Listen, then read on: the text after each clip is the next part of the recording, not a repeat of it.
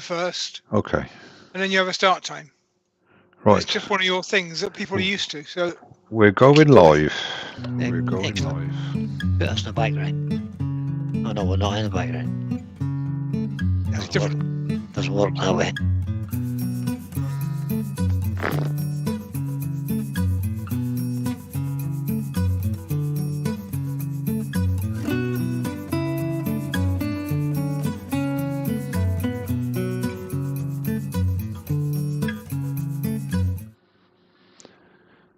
Well, good evening and welcome to the few of you which are here. And a little proper live chat. I shall just say hello to Lewis Klondike Craftsman. Ha! I'm playing a Chinese man. Ha! The Klondike Craftsman. So, hi Lewis, how are you? And Park Richard. Oh, these eyes of mine really need changing. Hi Mark, how are you, mate? And welcome. Dave Oti, hello to you. Brian at Hartwood Turning. Oh, hello to you, Brian. You're supposed to be here tonight. Never mind. Mark again. Keith Jarvis. Hi Keith, how are you? Good evening and welcome. Ward Wilson. Howdy to you, sir. Ward is from Arizona. Norman Greenwell, good evening and welcome. Is that Mark at Hart? Was it Brian at Hartwood Turning again? I think we ought to get rid of him. Okay, Keith Jarvis, I said hello to, and Lewis, Norman, everybody, Ward Wilson, yeah. Colin Izzard, good evening and welcome to you, Colin. I'm just running down the guys that are here at the moment. DJ Brinkley, good evening and welcome. Joseph King, my old mate Joseph, good evening to you. Vintage Engine Repairs, good evening to you. I've got to get my teeth sorted now, my eyes are done. Jerry Dempsey, good evening to you, Jerry. Barry Chitty, good evening and welcome. Welcome, Todd of Glen Cove Woodworks. Susie Swisswood Turner, good evening and welcome to you, Susie. Nice to see you again. Stanley Langford, hello and good evening to you.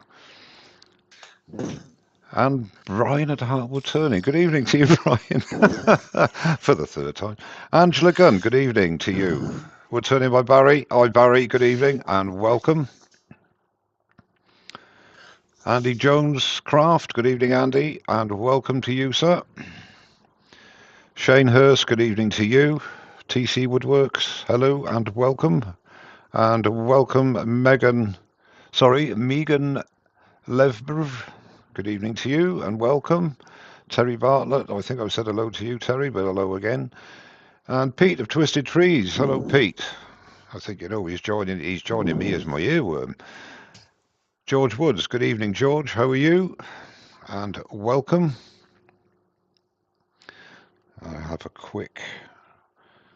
I think that's covered everybody here at the moment. Just a few minutes. I hope everybody's well. Miss T, good evening, Miss T. How are you? Excuse me. I give a hello to all that joins chat is going to far.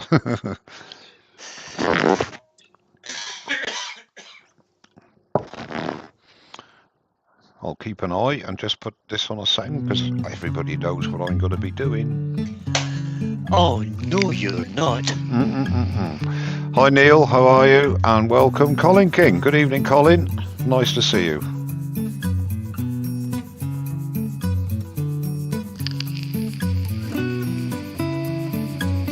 I was trying to keep up with the chat there, but I can't type fast enough.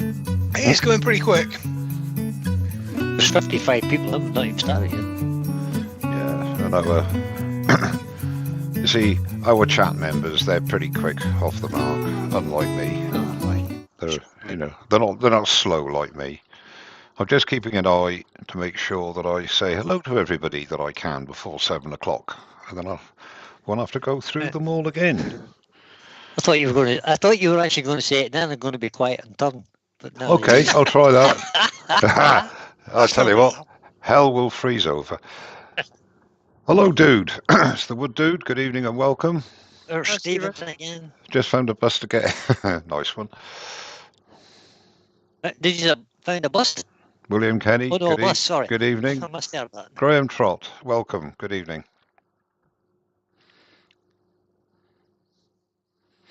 I get told off for doing this, but you know what? It's my channel.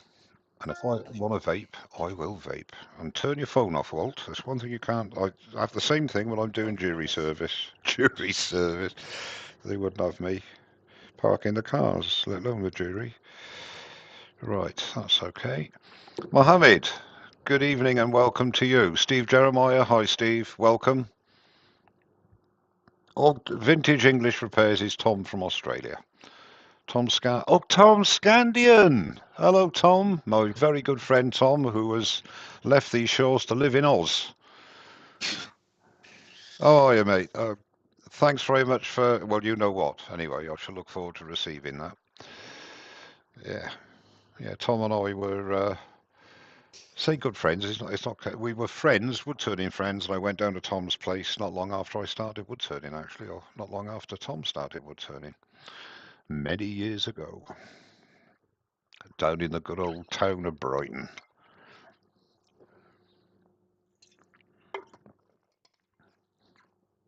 The wood dude's having a vape and a beer. Well, I'm not having a beer, but I think my earworms might well be. Right, is it 7 o'clock? It is I 18:59. might be. Good evening, Harry Sheagull. How are you? Apologies if I haven't said it right. Wood turning with Dick. Hello, Dick. How are you, mate? Are you well? What did you miss? I'm late to it, Absolutely nothing, mate. You come back in 2 hours and you'll have missed absolutely nothing, I assure you. Okay, it's 7 o'clock. Good evening and welcome to everybody. And I hope I've said hello to everyone. Today I am joined by a very dubious array of characters. On the bottom left, we have none other than, what's his name? Harry from Brian Wood. No, Brian from Hartwood Turning. That's right. That's the one. my good old mate, Brian. You And remembered. Your memory's getting better. thank you. And last but by all means least, my good friend Pete from Pete Twisted Trees. And Good evening, all. they'll be trying to keep me in check. Oh no, we won't. Oh no, we won't. Oh yes, we will. The whole point of today is a three-piece goblet and an intended three-piece goblet. I've got here, if I go to the overhead, and I shall say goodbye to the earworms. Say goodbye, earworms. Say goodbye. Goodbye, everyone. Bye. Right, that's the last you're going to hear from them till the end. Right, okay. I have here a piece of Agbar, which was kindly given to me about 5 or 6 years ago at a show by a guy called Neil Relf. Or it might have been Paul Relf, actually. I can't remember.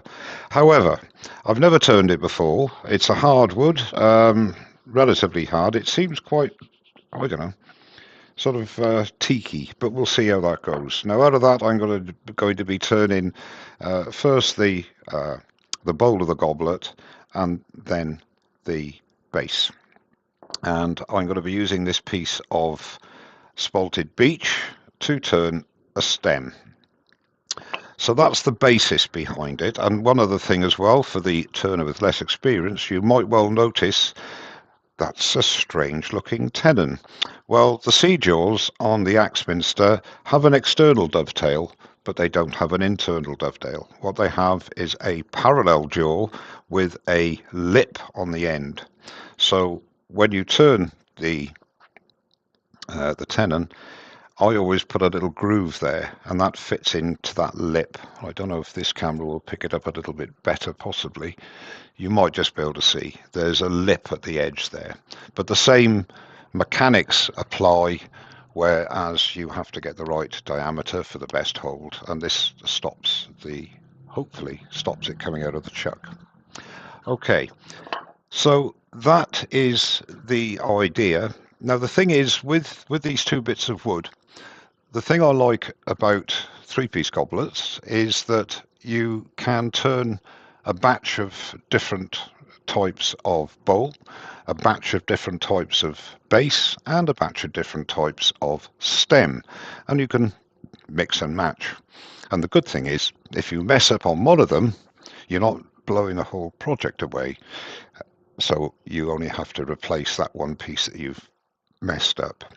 So what I like to do is it'll become evident when I'm turning. As I said, this will go in the chuck. I'll turn the bowl first, and I like to put a tenon on the bowl, and that will fit into a corresponding hole I drill at one end of the stem, and then I drill a hole into the base when I've turned it, and then the other end of the stem will have a mortise to have a tenon rather to slot into there, and I found that's the best way to turn them. So without further ado, as they say, we'll mount. Take a breath. Tony Eastham, Right. Roy's the boy, Take a breath. and wood turning by Barry have joined us. Good evening, guys. Good evening Hello, and TJ welcome. Turning. And Terry from TJ's Alley. Hello, Terry. Good evening and welcome, sir. Terry must be sitting by a pool somewhere. or an ocean probably. I would think so. Okay, now I've lost the blank. There it is. So we will change my reading glasses for my Stephen the Wood safety Dude said, glasses. question, Mike, will there be Yes. colour and gold leaf on this three-piece goblet? No. No, there will not be. Okay, thank you. Let's go back. That's the end of that. That's the end of that. A nice, short, sharp answer. Okay. Old Man River, the wood turner, is in.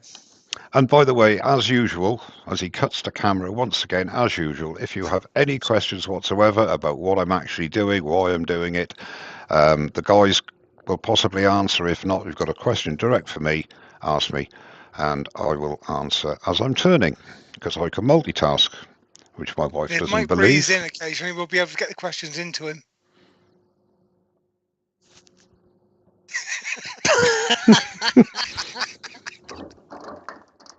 Okay, so that was very subtly done, Pete. yeah, subtle as a brick. Okay, so we're going to put this in. Now you will notice that I have a mark. It's not quite as relevant, but I like to do that so you get virtually, if you take it out of the truck for any reason, you get it virtually back in the same position. But as an added precaution, I always bring the tailstock up because I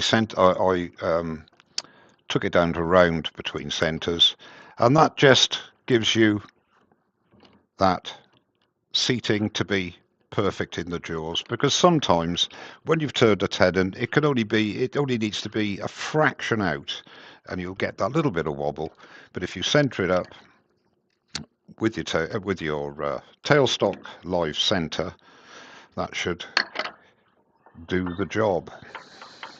There are a couple of calls in the chat for a captive ring, which obviously is a bit difficult on a three-piece goblet. Well, it's actually, funny enough, I was thinking of that today, because it's not, because in actual fact, you can do your captive rings on another bit of wood, because don't forget, you're joining the three pieces together. So, yeah, one of those calls, no doubt, is from Joseph. Of course, he started it. Of course he did. And wood turning with Dick is joining in. All right, okay. Well, the answer again, if we've got time, I mean, I can turn a captive ring, but as I say, the thing is, this is the beauty of a three-piece goblet, especially for the newer turner, because you can practice each part or each element of the goblet on its own. And if one element doesn't go correct, then you can do another one. So I think the blank is about 2¼ inches diameter. So we're just going to go for a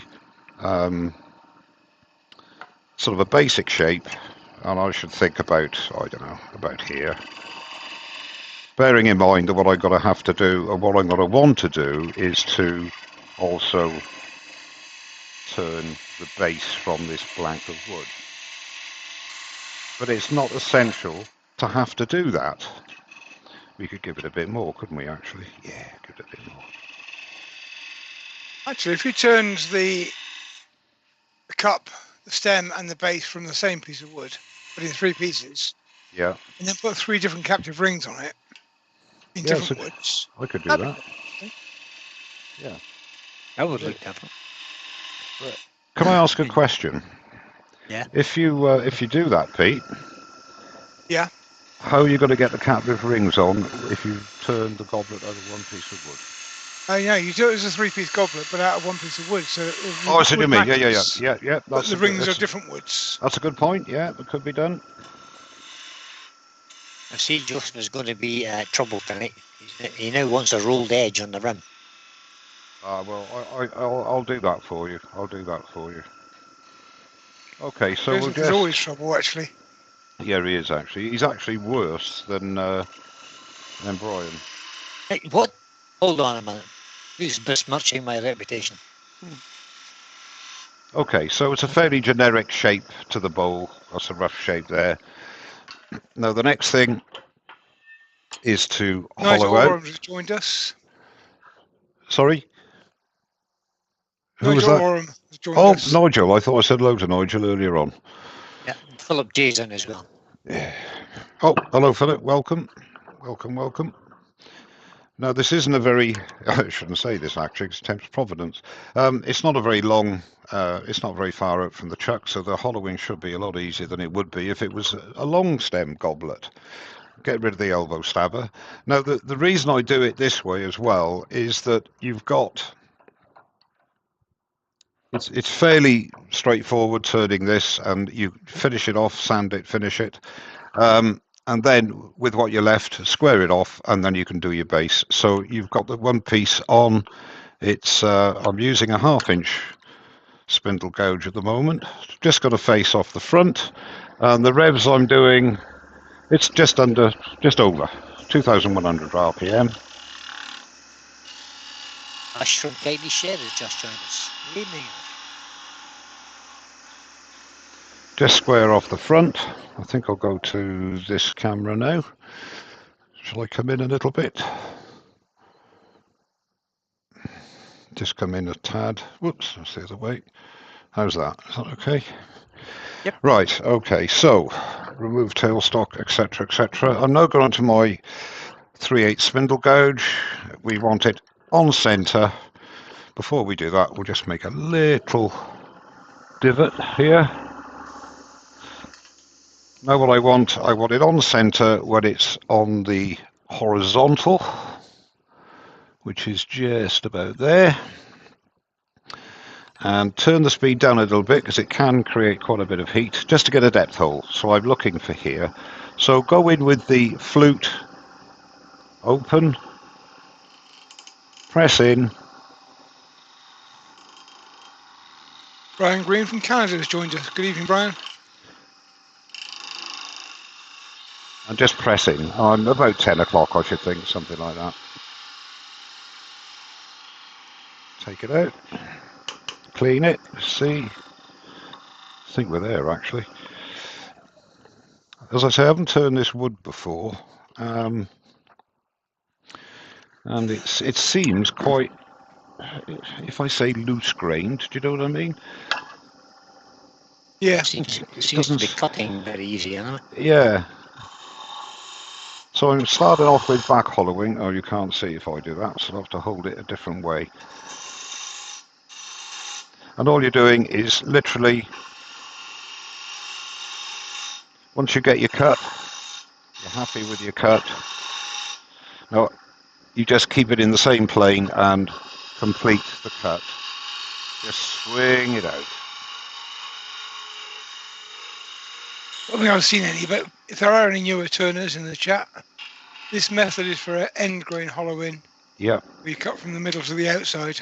You can, and you can also, I quite like doing a standard cut like it was a bowl as well, because I find that it does actually leave a better surface. But again, the same principles apply, whereas you can't really see in there, can you? Unfortunately. But all you're doing is riding the bevel as you would normally, and then coming round. And of course, as Pete just said, normally for the bulk of the hollowing, all you're doing is using to the left of the nose, finding the cut and bringing it round. So you could go up a little bit on the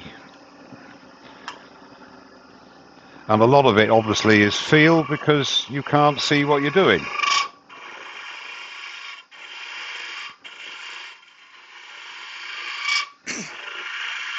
You would do saying what time zone is Mike in? Mike is in bus driver time zone, which nobody else knows. I missed that. You're in bus driver time zone, which nobody else can understand. Okay.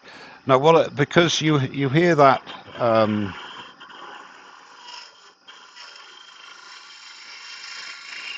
that screeching, and what that screeching is, it means I'm not. Let's turn it off again for the turner with less. I'm going to say the newer turner because that is my way I say.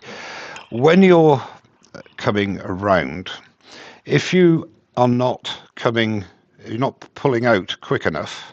In other words, you're not going this way quick enough. You're going to start to lose your edge, and that's when you get that screeching sound. When what you're doing, no, I'm not going on quick enough.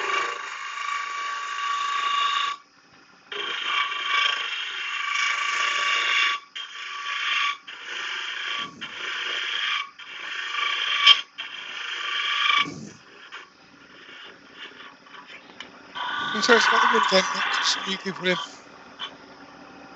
So now I've got the bulk out. What I want to do now is just to refine the inside. Now, bearing in mind that we are using this is a 45-degree angle. So when you're with a small opening like this, it's quite it's quite a common thing is you come off the bevel as you go around like you would at a bowl sometimes. So you have to feel, you come into the middle.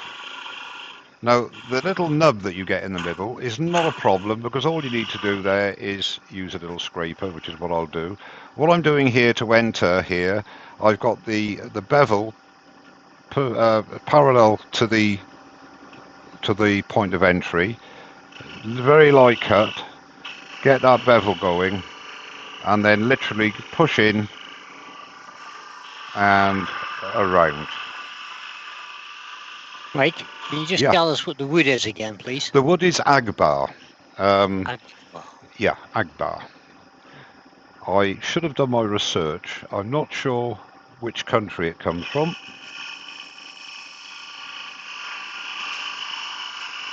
We'll see what it looks like when I sand up.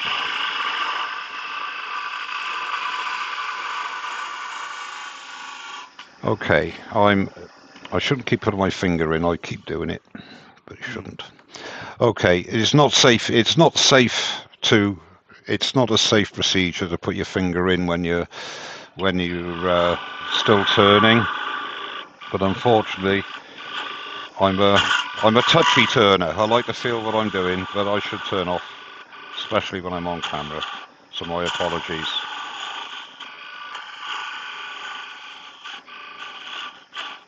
So what's happening now is that I'm down there about, I don't know, it's about 2 inches, 2.5 inches. I've got a little nub in the bottom, but what I tend to do now anyway is use my negative rake scraper. And as you all know, I do like my negative rake scrapers. This is just a 1/2 inch round nose scraper that I've just made into a little mini bowl scraper, if you like, but it has 35 degree on both sides. And what that does is it just gives me a nice finish inside, and it allows me also, because it has an edge on the end, it also allows me, let's get the sides done first.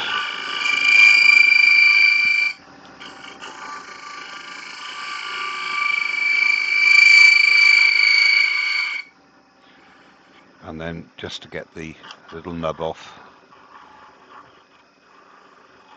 So I just had a quick look for Agbar wood. It's from Angola and Zaire. Right, okay. There you go. And I'll just pop a link in the chat if anybody's interested in having a look. It is not an unpleasant wood to turn, but it's not the nicest wood I've turned. It's a little bit like me, a bit flaky. So we just get rid of that little dimple. which I don't need to get rid of because I could tell you I got rid of it and I hadn't. But I wouldn't do that to you.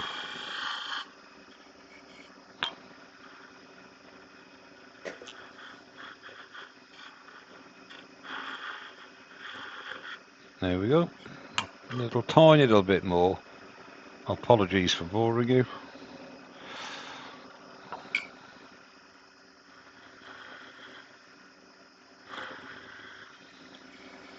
And So there's that link I've just put in there is for the wood database, guys. If you're interested in different types of wood, you can use that database.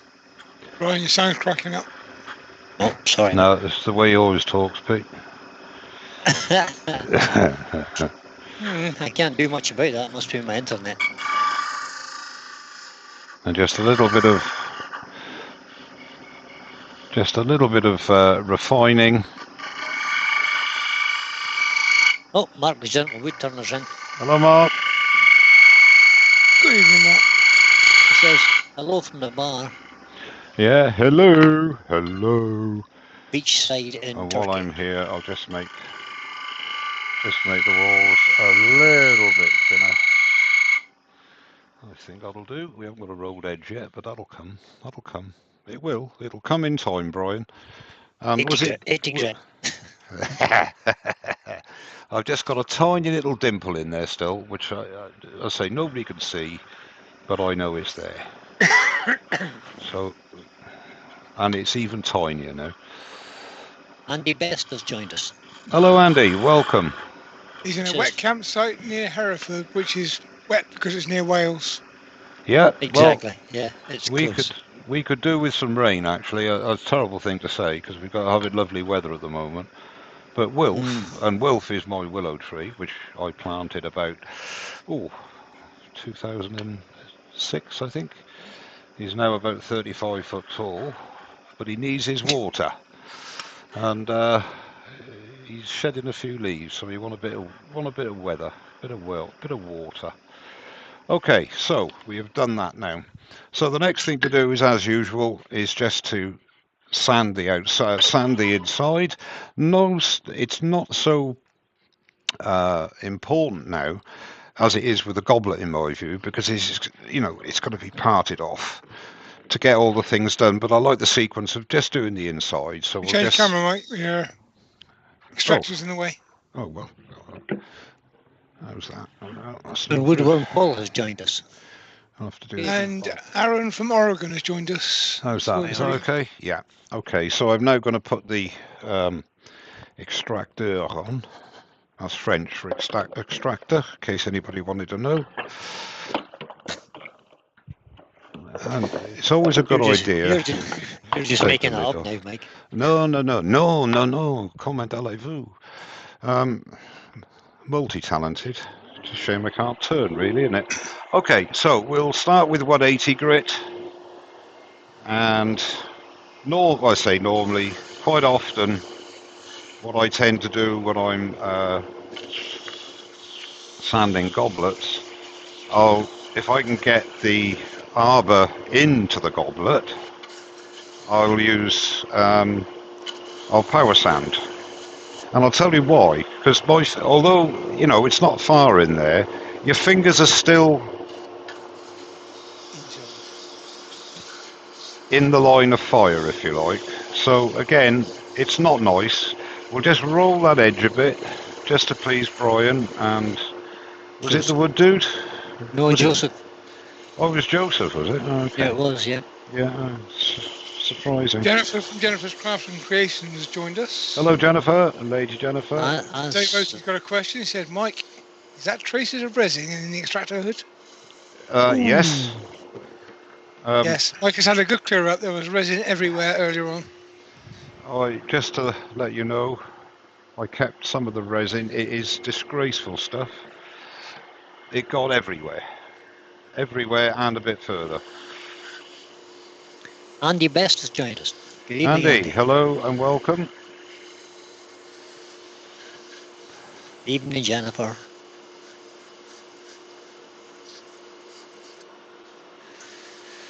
Oh dear, apparently it's raining in Essex. Oh my word. Tragedy. Now, I have to be honest, which I normally am. This is not, although I very much appreciate having a chance to turn this wood, it is not one of my favourites, let's put it that way. It's a bit like, if you know, if I say Meranti, things like that, fairly loose-grained. Does it say it actually is a hardwood, Brian, on the database? It does. Yeah, because it turns it's flaky is the word I would use. Wait a minute, I'll tell you. It says something like that, but not exactly that. Just tell you what it says. Well, it says it in proper English, you mean? It says the hardwood, and it's moderately durable. It doesn't say that it's flaky in any way at all. It just seems a bit brittle almost, you know. But it turns easy enough. But okay, so it says it's easy to work with most. It says it's easy to work with most hand tools and machine tools. Sometimes a slight tendency for saws to stick onto the gumminess of the wood. Okay. It doesn't actually say that it's good for turning. No, the wood database is mostly about planking. Yes, it's planking. It is. But it is an invaluable source of information. Yes, it is. It doesn't tell you how to not lose your abrasive either.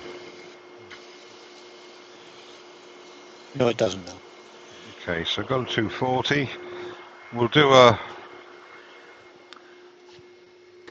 see how long this takes to do the whole thing through. Oh. So a little bit of sanding sealer.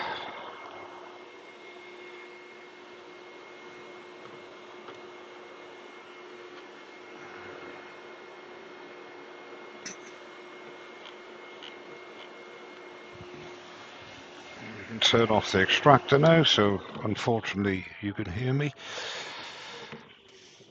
Oh, it's a lovely rolled edge, if nothing else. Okay, let that dry a bit. Has anybody got any questions? If not, Vintage Engine Repairs has commented that the grain reminds him of sapele.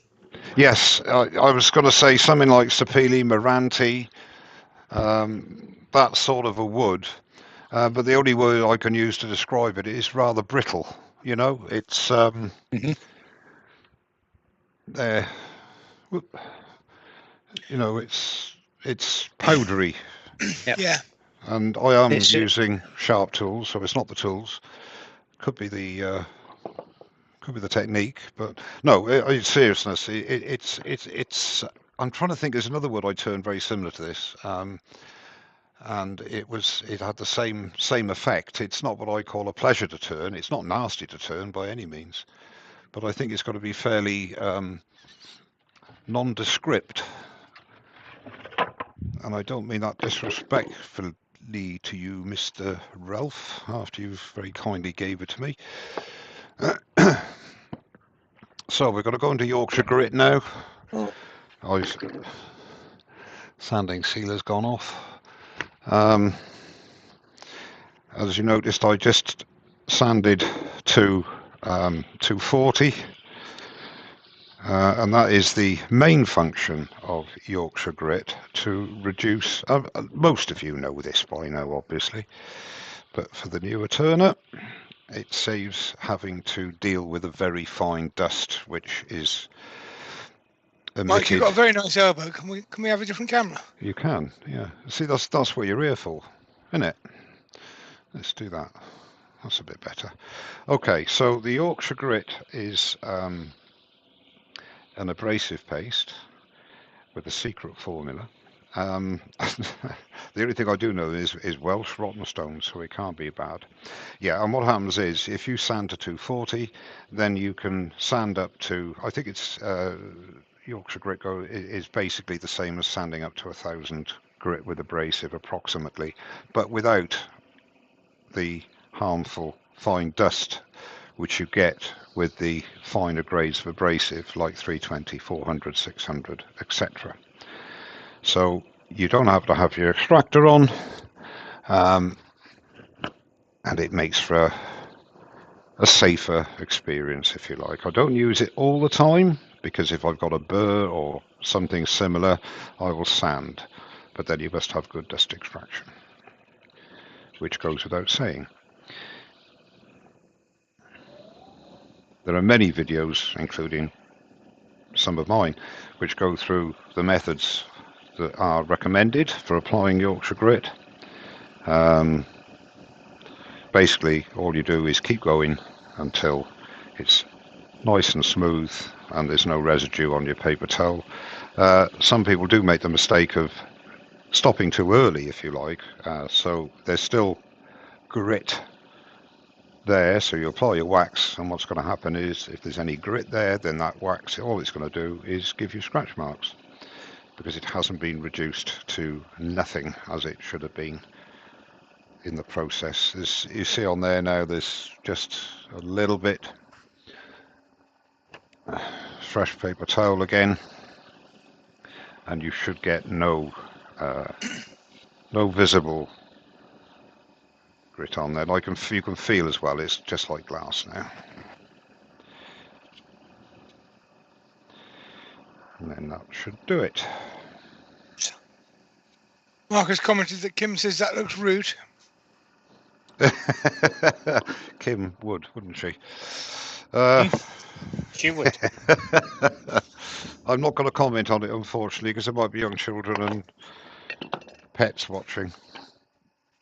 Time check. About half hour. 7:30, that's all right. And Patrick Bowers has just joined us. So now using Hampshire Sheen. From Little Rock, Arkansas. Hello and welcome. Now with most waxes, the same thing. Little is more. So just put that on. Work from the inside to the outside to reduce the amount of, if any, ridges, etc. And then let it go off for a couple of minutes and then give it a buff, and then we can carry on with the outside. Not so important to use this method on a piece like this, because obviously it's not one piece. But my advice always, when you're doing a goblet or something like that, finish the inside first. That way you can bring up any support you need if you want to support, if it's a longer stem goblet, and you finish the inside, and then you can concentrate on the outside of the goblet. Okay. Now, Pete quite rightly said half an hour it's taken to do this bit, but I'm talking, stopping, answering questions. That should take you, to do that should take you about, I don't know, 15, 20 minutes, something like that, to get to that stage. While the wax is going off, we can sand the outside, but we won't do that because we've got to do a little bit of refining and putting a bit of detail on it. So the inside effectively is finished. We just finish the outside and then put a tenon on it, and then we can do the base. Again, I'm using a 45-degree spindle gouge, 3/8 spindle gouge, just to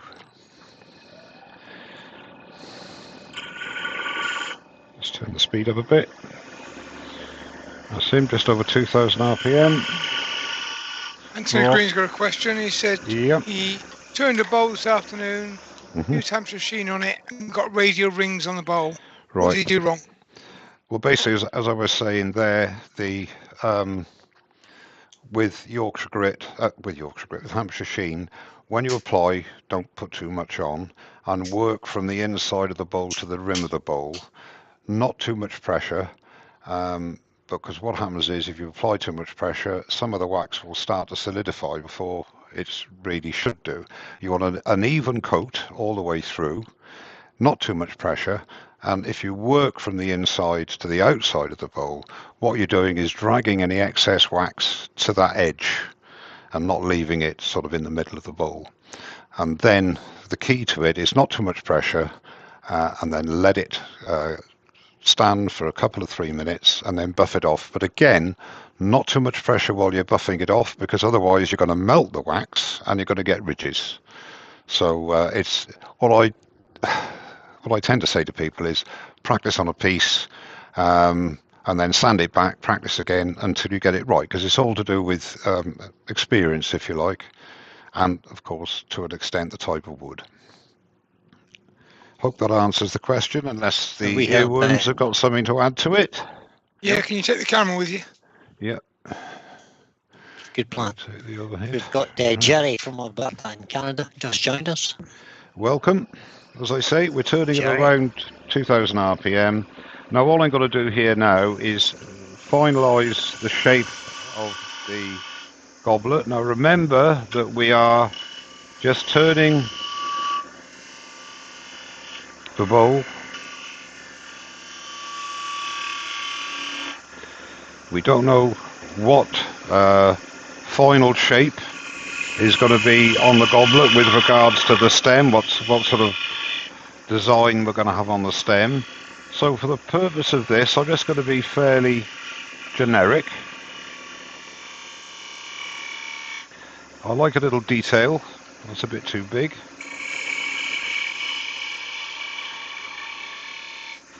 So we'll make that a bit smaller. That's better. I think Buster West has joined us. I think that'll again. work. Hi, Buster. Hi, Buster. Just refine that a bit. Lift the handle. And that just gives a very small bit of detail. Just get your skew and just with the, just go in ever so slightly.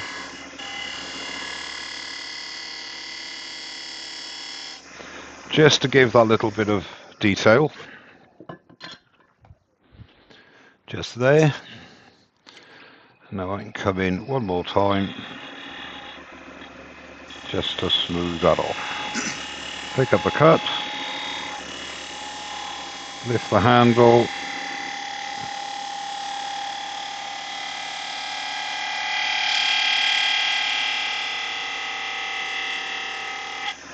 to there. So now that is going to fit onto the stem. Now the all important thing now is to sand it, and then we'll put the tenon on. Now I tend to use a 7mm tenon for all my 3-piece goblets, unless they're very big, but they very rarely are. Now the reason for that is the mix and match scenario, where you can turn a load of bowls, load of stems, and excuse me off camera a minute, just for speed I'm going to use power sand on the outside. Now the good thing with power sanding is that it does two things. Number one, it's quicker, and number two, it reduces the risk of radial marks, because you get a random pattern. Alan Gibb has joined us from Clackmallan in Stirlingshire. What wood do we have here? Agbar is the wood. Agbar. If you look further up the chat, Alan Brian's put a link in there to the wood database information on timber. Arwell Davis has joined us. Good evening from Wales, he says. Good evening. Good evening and welcome.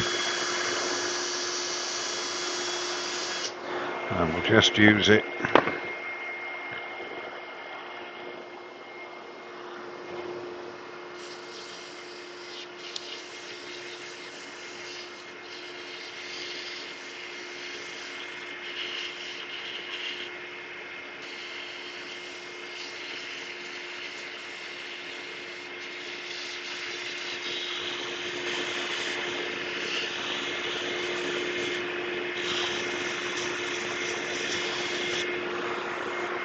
Okay, it's 180, 240, and then we'll go on to the Yorkshire grit.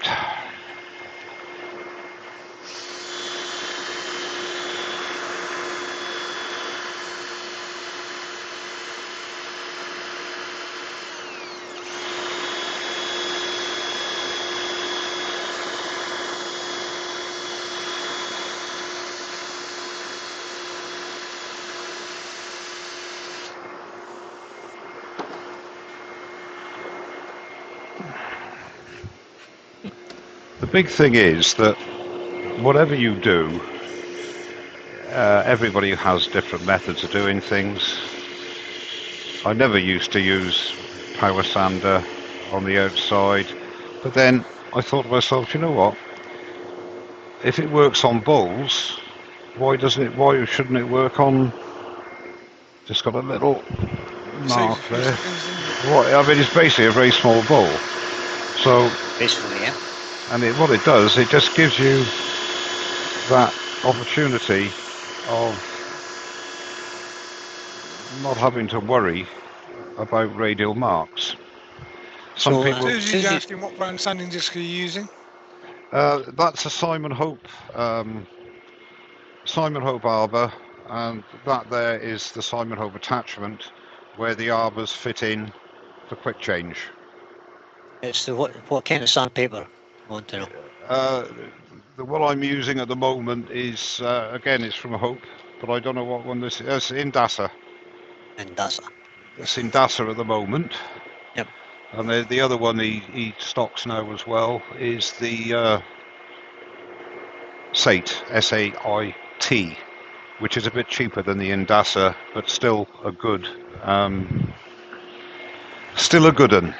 Ooh. Okay, so AJK has joined us. Good evening and welcome, sir. So back onto the sanding sealer.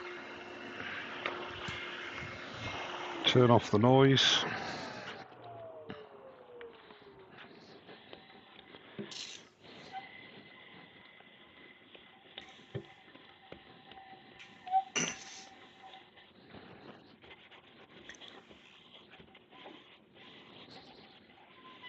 And my memory is almost as bad as Mike's.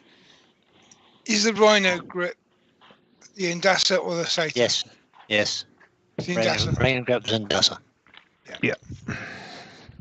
I'll be quite honest with you. In my experience, I don't find a great deal of difference in abrasives in their performance, only in their longevity, if you see what I mean. The better quality, the cloth backed is a bare minimum, and it's a bonus if it's got the Velcro sticking to capability as well, for various reasons. But I'll be honest with you, if the main thing with sanding, it's not so much the abrasive, it's the technique you use to sand, which normally causes more problems than the actual sandpaper itself. The biggest problem I find is people press too hard. Yes, that's very true. And what happens? Which just heats the sandpaper up. Yeah, exactly. Yeah. Got to let the sandpaper cut as opposed to pressing it in hard and stopping it working. Exactly. The thing is that if you have, and again, I totally agree in what you two guys have said. In my opinion, the most important thing is that you have the same pressure through every grit, and that only comes with experience and repetition. I'm guilty of it because of my time away from the lathe, etc., and it takes me a little while to get back into it. It's the same as with your tools. It takes you a while to get back into the muscle memory with turning. The same with sanding, because sanding is a skill is not the word, but it is almost a craft on its own, because at the end of the day, that's what people see, the end result. 90% of people couldn't give a tinker's cuss how you got there. They're just interested in the final product. Yeah. And so many people, me included, after absence from the, you spend time on producing something and the turning looks pretty good, you're quite happy with the turning, and then you mess it up because the finish is poor, and most finishes are poor because of poor sanding. Stand by your beds. Mr. Ben Jamman's in. Oh, Ben. Good evening, Ben. I was going to say it's a pleasure to see you, but I'm not going to lie. See, I find it's worth spending money on abrasive because the cheap ones tend to have a poor glue on them. Mm-hmm. Bits of grit come off the cloth. Yeah. And then when you go from 120 to 240, you're still dragging a bit of 120 grit around with you. Yeah. Yes. Mark Shotton's joined us. Good evening, Mark. Or good evening, babes. As Jennifer will say any minute now. He's been allowed in from the shed, apparently. Oh, allowed in from the He shed. could be watching from the shed. I told you she would say it. No, just wait for the wait for it to go off. You see, it does look a bit tiki, doesn't it? It does, yeah. It's got It's sort of, similar to it's a nice pattern to it. A nice yeah, finish. yeah. According to the list I just looked up, they said it's similar to mahogany. Ah, right, okay. Only a bit lighter. The wood dude says, in relation to the sanding we were talking about, he says, hot wood is not happy wood. That's true. What wood, sorry? I missed that. Hot wood is not happy wood. No, that's true. That's true. Especially true with you and other similar woods that will tend to surface crack when you get them hot. What do you mean? Especially me? What have I done Well, wrong? especially you, Mike. Okay, so... We know what you're like, Mike. Yeah, we do. So, just a little bit of Hampshire sheen. And not a finished burnish, just to... For the gentleman that was asking earlier on, if you take this as outside of a small bowl, okay, if you work from one to the edge, to the lip, in an even pressure, then what you're doing is spreading that wax evenly, not leaving any ridges. But again, like with sanding, the important thing, now I shall leave that, I haven't burnished the inside, so I can do both of them. The important thing is to make sure that you've got the right amount on and the pressure is the same when you're burnishing, as is with the same through each grit when you're sanding as well. So, quick drink. I wonder if I didn't... That's a good idea. I ought to put a poll out, actually. How long do you think it would take me to turn something if I didn't talk at all, or just let the earworms talk? 30 seconds. Admiral Davis says, Mike, I've got some whale for you. Would you like me to send you some? That's very kind of you, young man. I'll tell you what, send me a message on Messenger, if you can, and we can have a chat, and it'll feature in one of my videos. If I ever get around to doing a video, that is. I've got a piece of bog oak here that I was sent about a month ago. I haven't even taken it off the floor, apart from look at it. But we'll get around to that as well. Thank you very much. It's very kind of you. A nice offer. Okay, so we'll go back now. Fresh paper towel, and all I'm going to do is burnish. And again, the same thing applies with burnishing as does with... Maybe that one would be better. No, it wouldn't. Maybe now it'll be better.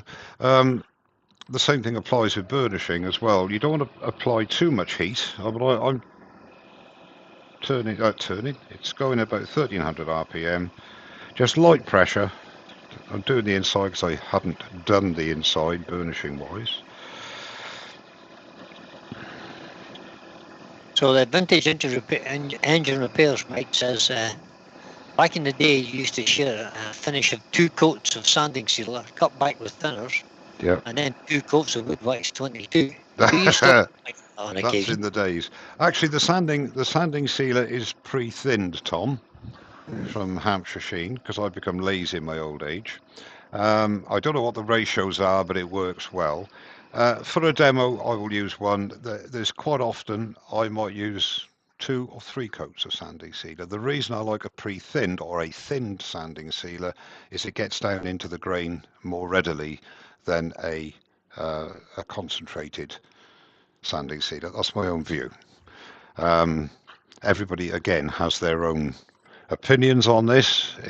I always say this as well. It's a bit like sort of saying to somebody, you ask 10 wood turners a question and you get 13 different answers. It's a very personal thing. Okay, so actually, Terry from Chestnut Products. Yes. Put out a thing the other day that said don't use 2 coats of sanding sealer if you're going to lacquer. Oh, well, maybe so. His logic with that was that the sanding sealer doesn't necessarily stick to itself very well, and it can move, causing crazing in the lacquer. That wouldn't apply to wax, so it's only lacquering finish. Thank you for mentioning that. That's a very valid point. Okay, so now we're going to part off, but when we part off, we want to make sure, because we're putting a tenon on here, we want to make sure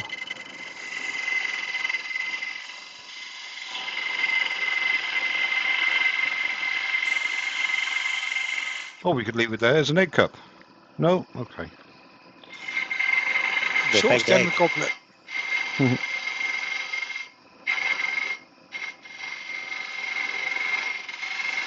Yeah, question for me, do you always use the same size mortars and tenon with these things? Yes, I do.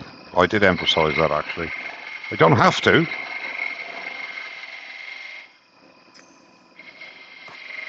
And I do the same. Same with finials and everything else. I've got 2 sizes that I use, and I don't deviate from that, so I can mix and match, change things around. Yeah. That is 5mm. We've got a fair way to go yet. And of course, it doesn't have to be 5mm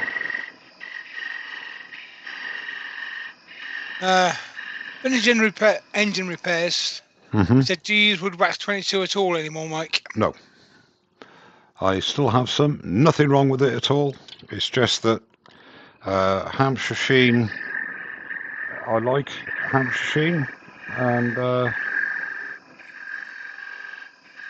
that's basically the reason I use it. I'll be honest with you, waxes are a very personal thing. Yeah, I think the difference is wood wax 22 requires a couple of minutes extra drying time, which is why it's kind of not seen on YouTube so much, because Hampshire sheen, pretty much as soon as you put it on there, it's ready to buff. With wood wax 22, you've got to find something to talk about for a couple of minutes. Let it that's set. right. Yeah. Dave Turner has joined us. Good evening, Dave. Good evening, Dave. So that's that done. All we need to do is, I'm going to use my thin parting tool here because I don't want to waste too much wood. So. Right, the boy's asking a question. Mike says, do you use your goblets? No. No, I don't, mate. Purely decorative. They are purely decorative. Because at the end of the day, I don't put a liquid resistant coating on them, but you can. There are many different ones out there. So there's the top with the 5mm tenon.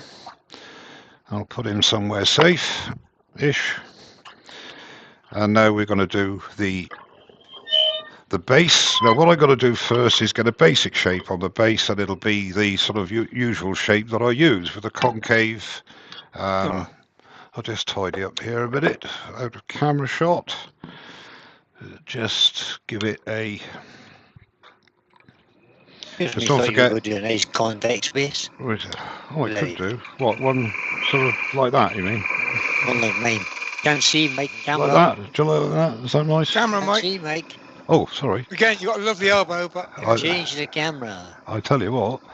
Okay, so. Hi, Steve Fleming's in. Hi, Steve. Yeah, well, we're going to do a Brian at Hartwood turning base. Oh, not that bad, surely. Once I did this. Once. A nice clubfoot base always goes down well. And it wasn't even in public, it was in a chat. No, I know. So I go for the concave look. Now the thing is, because we know that goblets have to have, or should have, the same diameter base to that of the bowl. Now with sanding, etc., I prefer, believe it or not, Brian, I don't always practice what I preach. I do prefer to have the base slightly smaller in diameter than the actual goblet.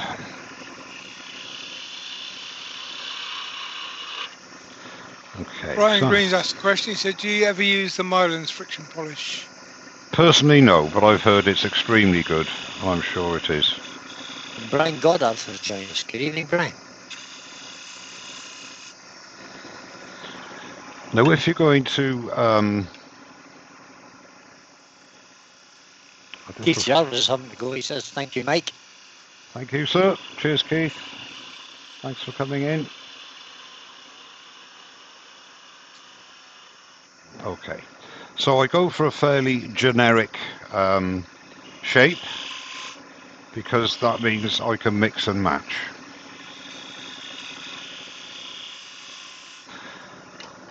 What I like to do now, which I forgot on my last live, when you do a goblet, it's always a good idea to decide on the thickness of your base, and I shall go for that. Slightly undercut it, but take it down quite a way. Reason being is when you're sanding, and this is even a whole goblet, if you do the whole goblet at once, while you're sanding, you can sand over the edge, that nice rolled edge, and it cuts down the sanding when you actually come to finish your base off, when you part it off. Okay. Graham Trott says, it's a shame you don't use your goblets for drinking. I was going to send you some of my beer, as I own a brewery. Oh, don't worry, you can send me the beer. I'll drink it out of something else. I'll soon make a tankard. Yes. I'll drink it out of a glass. I'll drink it out of anything. Okay, so the next... Brian, what's the brewery name? Is it one we know? I hope it's not called Trott's Brewery. Okay, so what I'm going to do here is just take out the little nub, and then I shall drill the hole, just using my spindle gouge, just to drill out the little nub. We're not going to have any design awards here. This is basically methodology, so you know. But that is, again, the beauty of doing various ones, you know, various bowls, various whatever, because then you have a mix and match situation. So I'll just get my 5mm drill already prepared, and Triple F Brewery, it's called. Graham's Brewery. Triple F. I've got it pre-marked here for the depth. Sorry, Mike, I wasn't paying attention. Can you do that bit again? That's okay. Sorry.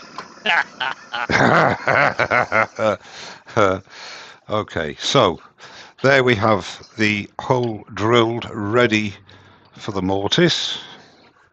Vintage engine repairs have to leave as he says it's 3 a.m. here. He's off to his bed. No, I made an error here. But we'll sort that out. Yes, I have. Never mind. Okay, so now we'll sand this up very, very quickly. I think we'd start off with 180 on this one, just to give it a quick sand.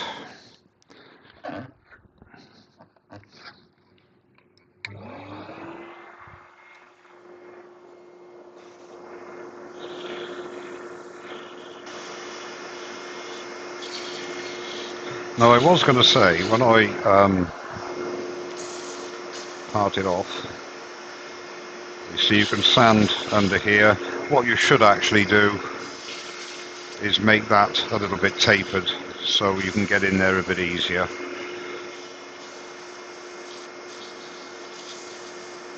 Dewey Shed has joined us. Good evening, Dewey. Hello, Dewey. And the other reason for making that where you're going to part off cut, I find, I've been encouraging Brian to do it, is it gives you a perspective to look at. It does. Otherwise you tend to look at the chuck jaws as your base and your line goes out. Okay, here we go.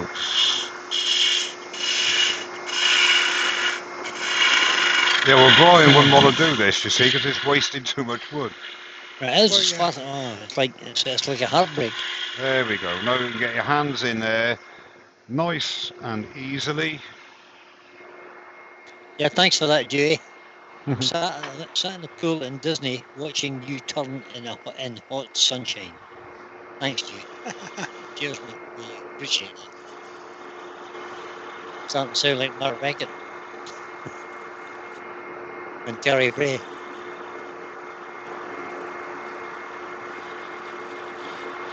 Miss T's Woodcoming says, Mike, originally you said a 7 mil camera. I said what? 7 mil. No, 5 mil. As opposed to 5 mil. Ah, sorry, I meant 5 mil. Sorry, 5 mil.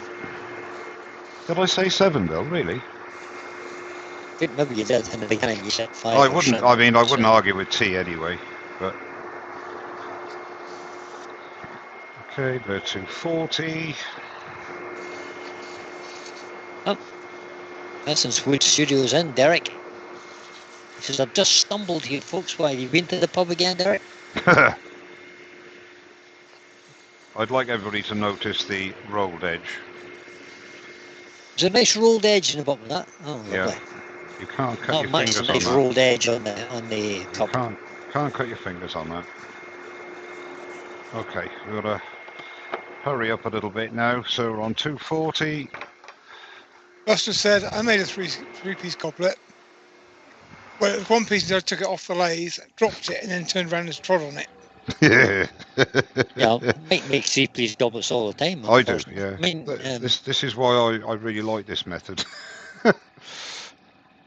Mike invented this method to reassemble I didn't the actually. goblets at, Lady Helen Bailey didn't invent it, but I spoke to her via chat to ask her what she felt was the best way of doing it with regards to mortise and tenon, and I must say she advised me to do what I'm doing now.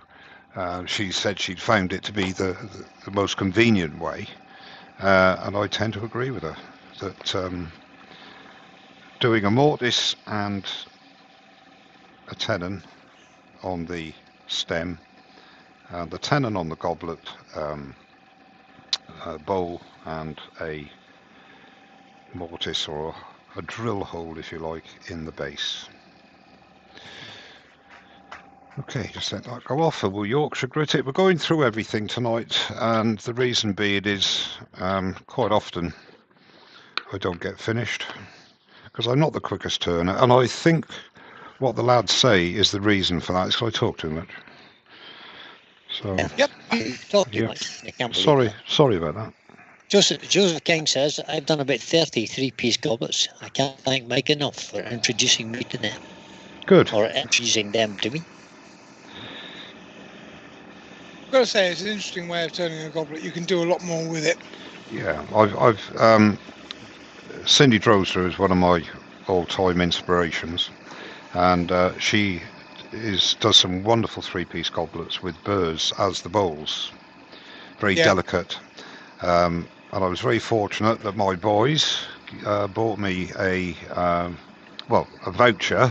Unfortunately, it was from Oliver's Wood Turning, but there's a downside to everything. And I got a very nice Marley Burl from Ed with the vouchers that the boys sent me or gave me for Christmas last year. And I asked Ed specifically if he could get me a piece which I would be able to cut out blanks to make small, sort of 2.5-inch delicate bowls.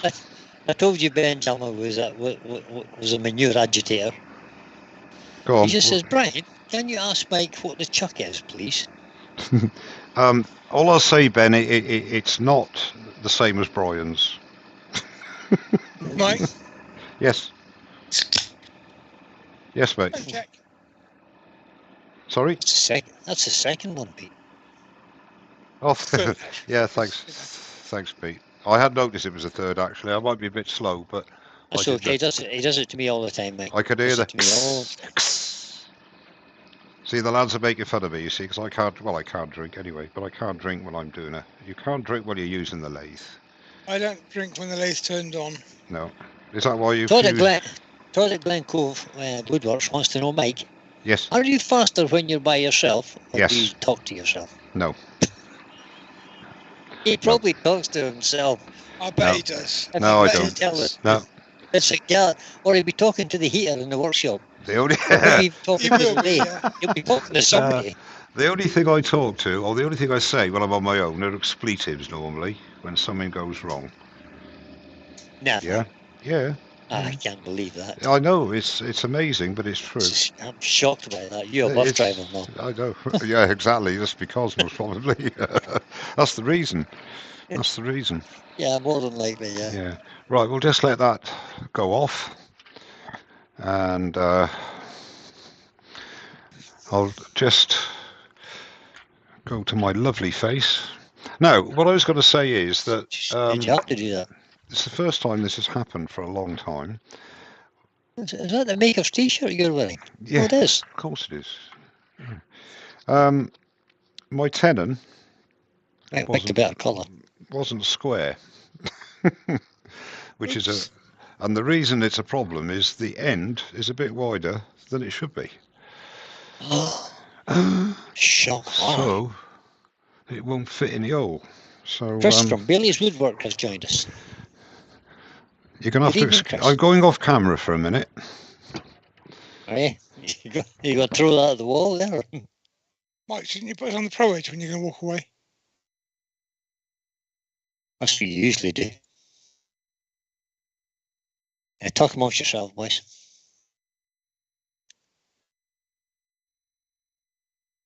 Oh, good camera. See, I talk to myself all the time because it's the only person I get a sensible answer from. Yeah, I'm not so sure that's the truth.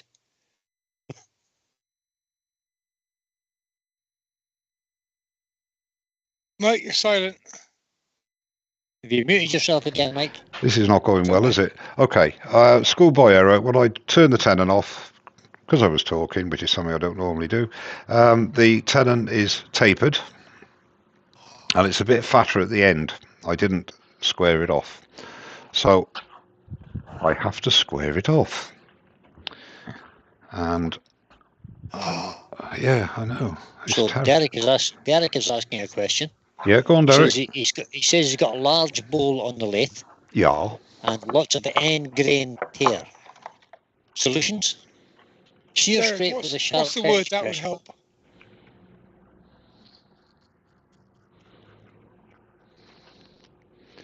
Tell us the wood, Derek. I'll tell you what I'll do. I'll go to the lads. The lads can... See, Graham Trott has actually brewed a beer especially for us lot. It's called Dazed and Confused. That's about right. That's just about perfect. That you send me a crate there, buddy. Dazed and confused most days. Yeah, particularly since I've retired, because I don't even know what day it is half the time. I had to ask Michelle what day it was today. I'll tell you what. After preparing all morning for doing a live on Monday, I had to ask Michelle what day it was. Go figure. You know how that works. Yeah, just Brian is doing 2 lives on Monday because I got an appointment in the morning, so I can't cover for Terry. So the deal we've done is Brian's going to do 2 lives tomorrow, one at lunchtime, one in the evening. And for punishment.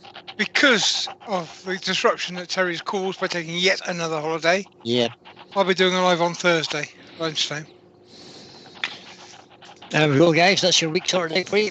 And it's all Terry's fault, but of course Mark's really to blame. No, it's all Mark's fault because he started the holiday thing. So yeah. He got the one holiday Terry might not have went. Mark's always to blame. Mark is always to blame. Okay, we're going to just cut to that now. Mr. West said hi. Good. There's the goblet. Okay. Oh, that was quick. The other, you missed a bit. Yeah, the other reason is that you can't get the tenon right off. No, if you don't get your tenon right, you can still practice and get it right. Rather, in my opinion, get it like I just did there, is get the tenon a little bit bigger than too small. But as long as the tenon's long enough, if it is a little bit too small, again, you can square it up, because I'll make a bit of a dish on the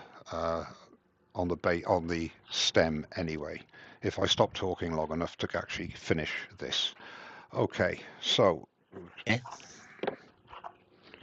And Derek says it's beech that has the bowl that's on there. Sorry? On his lathe. Beech Derek. with the tear out, end-grain tear out. Some problems with end-grain tear out. He wonders would a shear scrape with a sharp gouge cure the tear out? It'll certainly reduce it. Yeah.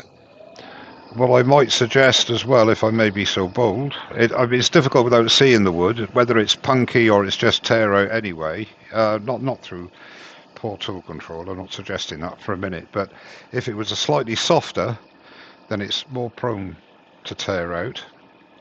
If it's spalted beech, it's a euphemism for nearly rotten.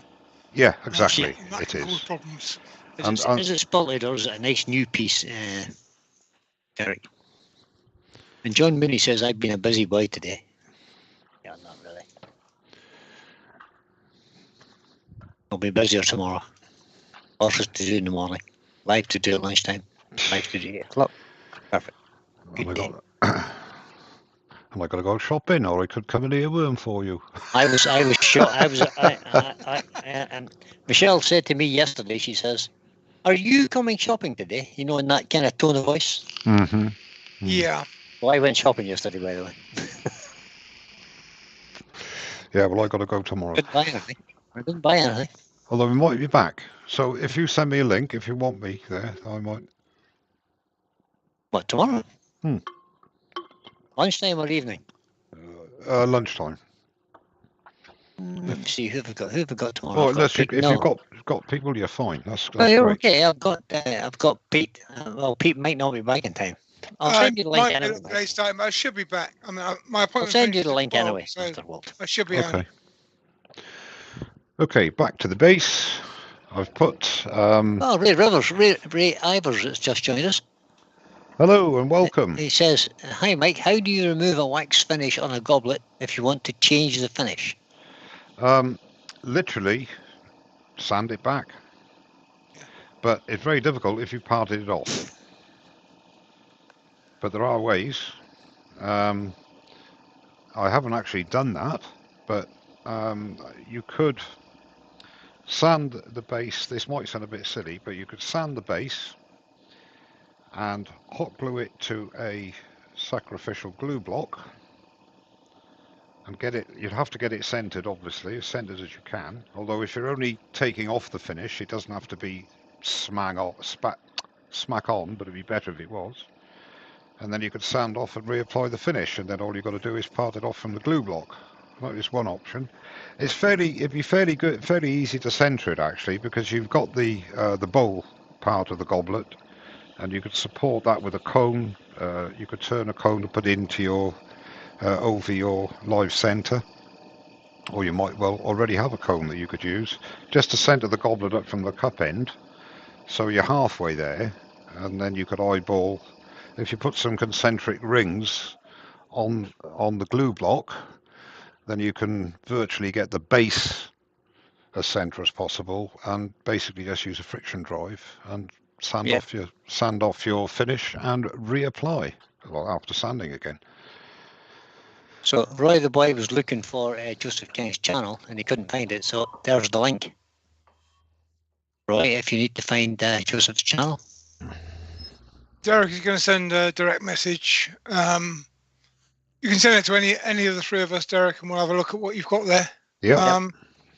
But I would say that if it's spalted, then shear scrape as best you can, and sometimes you just got to sand the last bit because if it's overly spalted, there's no options. A bit of sanding sealer and then sand it. I was just going to say, if you put some sanding sealer on, concentrated, and that'll stiffen up the fibres and give you a fighting chance to get a better finish off the tool. Yeah. James Crawford's in. Good evening, James. Evening, James, and welcome. So we just part this off now. Chris has asked if it's wax. Can you use alcohol to remove the wax? I don't think so. No. Not reliably.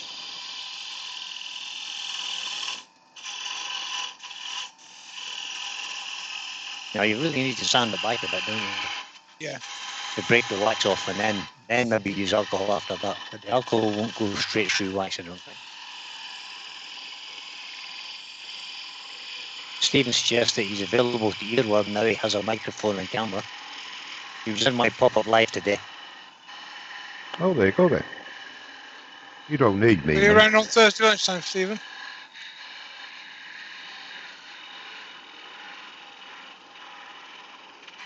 Here we go.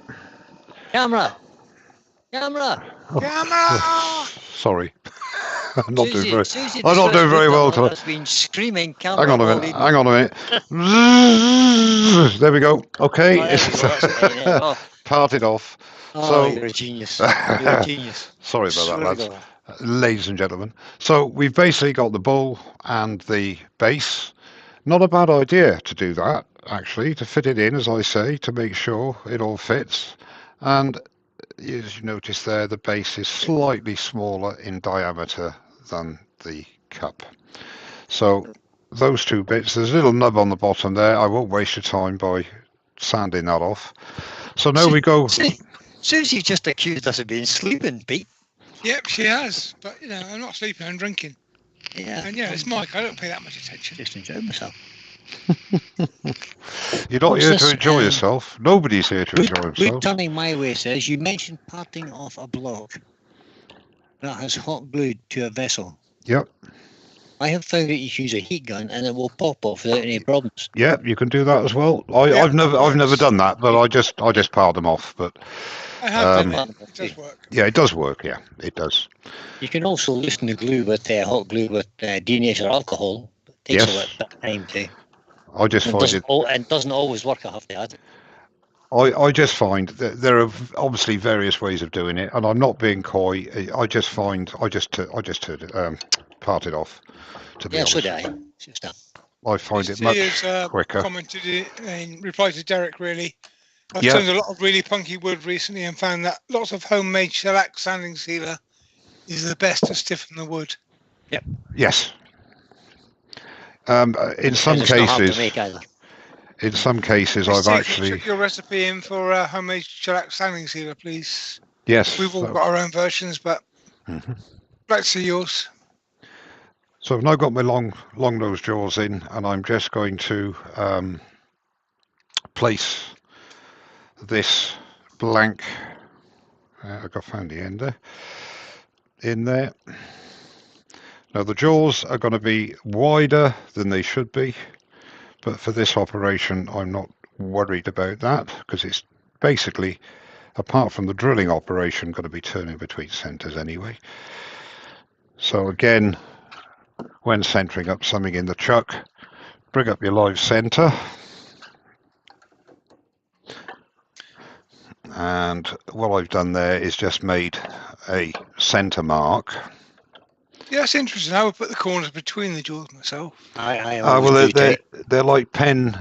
They've got little cups. Thank you. No, they could also catch it. Yeah. They've got little troughs in there. Yeah, I can't afford as many jaws as you can, Mike, because I'm not a superstar. Well, nor am I. So I don't know what the answer is, Pete. So we've got a gentleman called Dino Crow. He says good day from Southwest Australia. Good evening and a good day to you, sir. Good morning there, I think. Is it? Okay, so this is going to be... I can never remember. They're ahead of us or behind us. They're ahead of us. Yeah, about 3 weeks and 24 hours behind as well. Yeah. Yeah, I don't know. Now, the advantage of doing this as well is you're turning the stem. I'll talk while roughing down to round. Is that you're... No, I won't. I'll do this first and I'll do a bit of chatting. Oh, you're actually going to work without talking. I can't believe that. Hold on, Matt. It won't last. The wood dude says, yes, I'm mostly around when I'm not working. Well, that's the same with everybody, Stephen. That's not really helpful. Are you around on Friday at 1 o'clock or Thursday at 1 o'clock? That's the question. Answer the question, correct.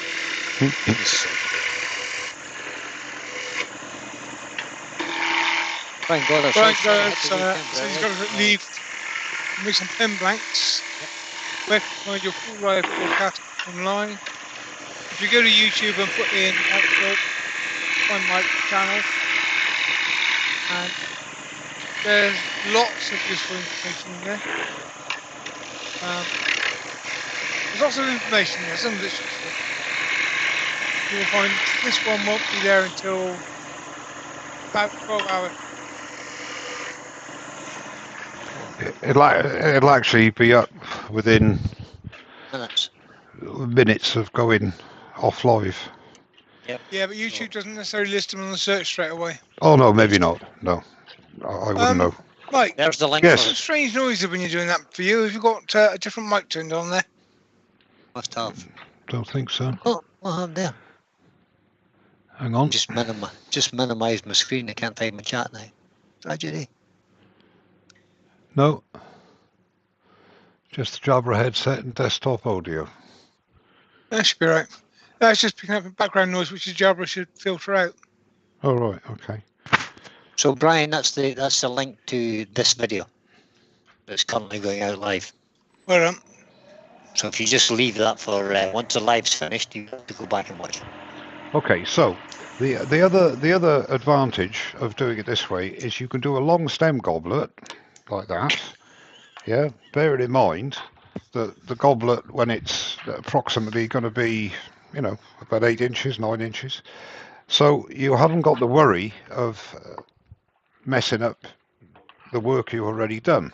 So it gives you a bit of poetic license, if you like, for want of a better word, to practice doing your stems on a piece of wood that is not going to ruin the whole thing. So again, because it's as it is, now remember, we've got to do a drill a hole in one part, at one end, and at the other end a tenon. So it's basically going to be a thin stem. So Miss T's recipe for her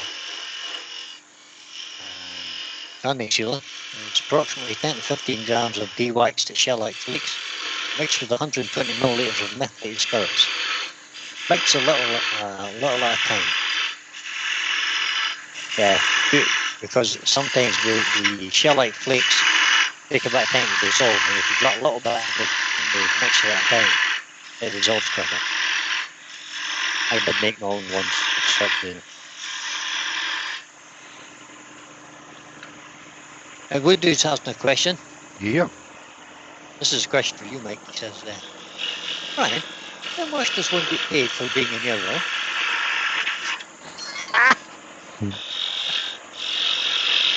More than they were. Have you heard the expression blood and stone?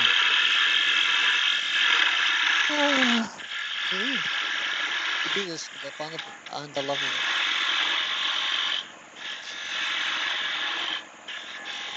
Out of the kindness of our hearts. Yeah, Mike did it perfectly in the world. The established dog eye, we know we don't get paid at all. Don't think of that. There's 130 people watching and 61 thumbs up according to my sheet, my page. Let me just quickly refresh that for seeing. Now, before I go, not enough people put the thumbs up. Before I go too thin here, I'm going to drill a hole. I thought you were going to say you were going to make captive ring.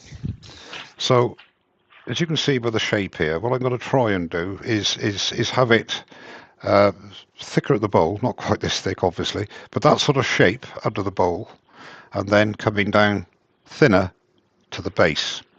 What I should have done,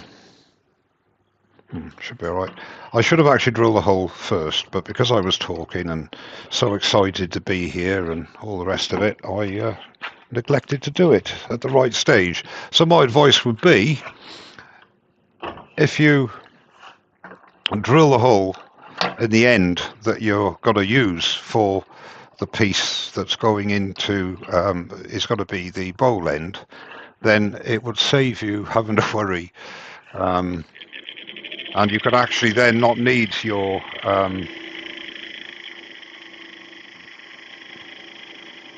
you actually won't need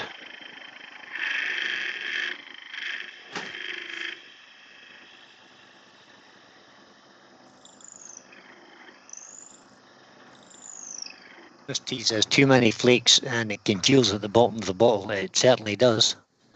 And it takes forever if you have to try and shake it and get it to mix in again.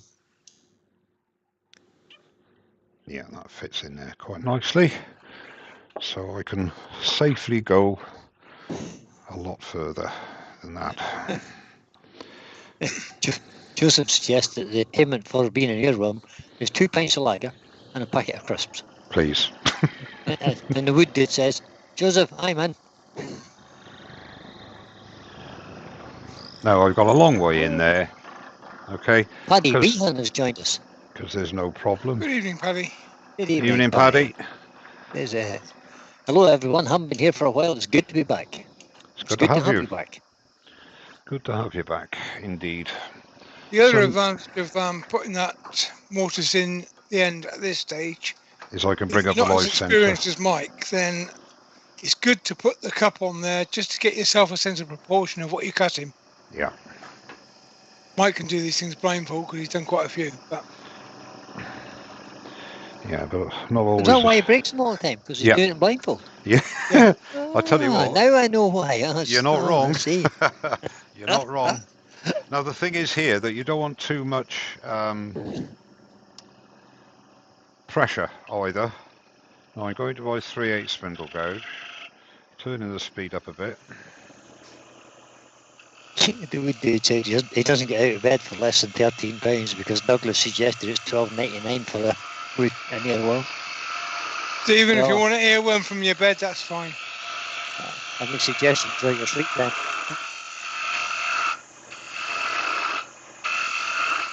Look, there's another sub for Joseph's channel with Tonics by Barry. It's just popped in.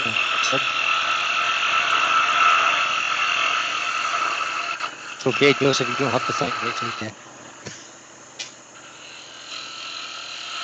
Oh dear. Gentle turn is in.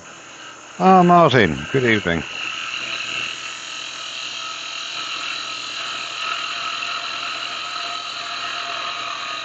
And Steve Riggs at Art and Animation. First time I've seen a 3-piece goblet. What a great idea. I shall be trying this tomorrow. And I hasten to add that this time I'm meaning to do a 3-piece goblet. Yeah, this is an on-purpose 3-piece. Yeah. It does expand the options.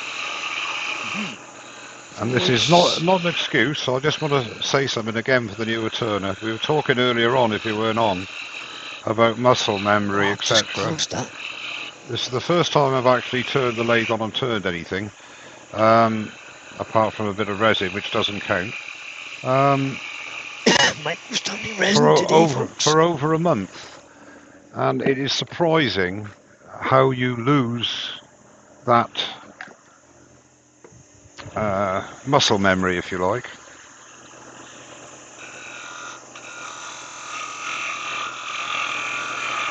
Being honest, I'm not old and forgetful these days. I can lose my muscle memory halfway through a turn these days.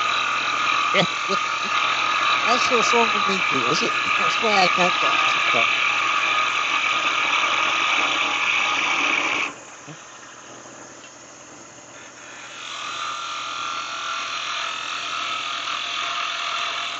In fact, I did it the other week. There's another one sub to Joseph. Jennifer's Captain Creations.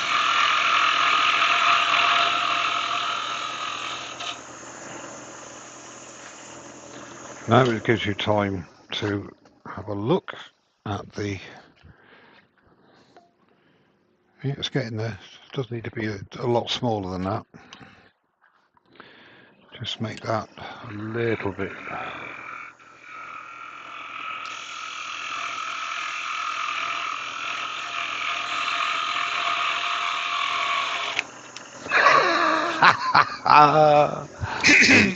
There you go. Ka-ching. What happened there? It came off. It's got a wee in it. What I was going to say is, you've got to be very careful. You've got to be very careful. See what happened. If I can come to there. Just watching on YouTube, it's coming out. Boing. There, you can see the hole. I hadn't actually gone in there because it's spalted beach. It's quite brittle there. And that's not an excuse, that's a reason, but I should have been aware of it. So I should have left that. So basically, I can either turn another stem. Mike, you have to turn another stem. I have to turn another stem. Yeah, you can't just leave us. You can't just leave us with a truncated goblet. Another stem turn. I'll tell you what we'll do. Guy Price says, "Good evening, Guy. Didn't see you coming in." He says, "Dyspraxic. My muscle memory is schizophrenic." Yeah, right, okay. Good evening, Guy. Right, what we're going to do is try. Keith P just came in. And he says, "Oh, evening, Mr. Mike. Looks like I got here just in time." Yes, you just got here in time for the. It was your fault, Keith. It was your fault. The blow up. Okay, so Dean says that's impressive. I'll have to watch that again in slow mo. I won't be rude. He's going to tell you to go away, Stephen. And Douglas Monk says it's now a 5-piece goblet. Right, okay. Now, again, as I say, swiftly moving on. No, the beauty of this is, as I said earlier on, if you mess up your stem, you've done the bowl, you've done what I call the important bit, so it's not a problem. You've only messed up a stem rather than a whole goblet. Exactly. Yeah. Radar's gotta go. Cheers, Radar. Bye, Radar. Take it See easy, you, Radar. Cheers. So what we'll do now is do this in the correct order. We'll drill the hole, and then we will be able to put our live centre in the hole. Keith suggests, Keith P doesn't know you too well. He says bus driving is better. Yeah, right.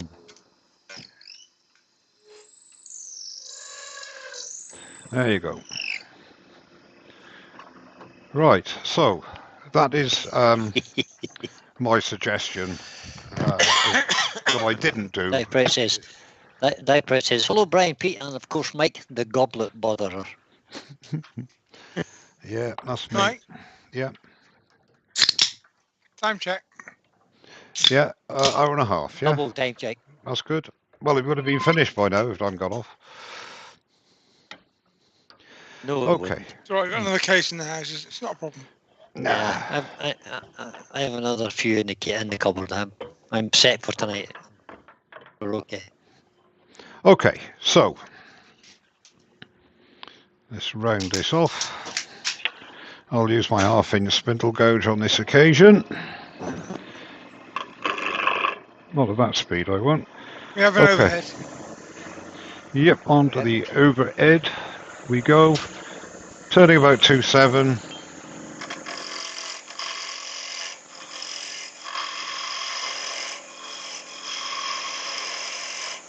Remembering you got a hole up here, okay? Don't forget that.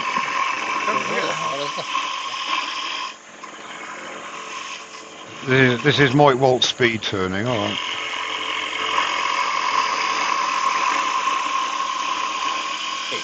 Take your time, Mike. No one will be doing it again. I don't care if I do. I don't think anybody else would either. And Mike is doing this a little bit of speed turning, and we hope there is no chance of him doing it again. Oops, there goes the curse of the company.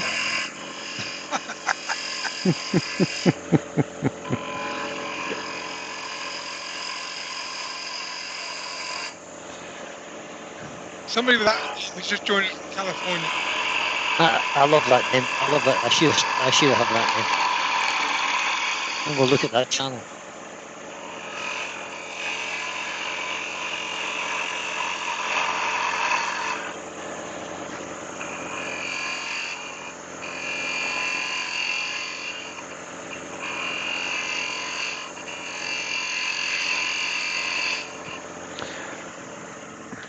Fresh Edge might be a good idea.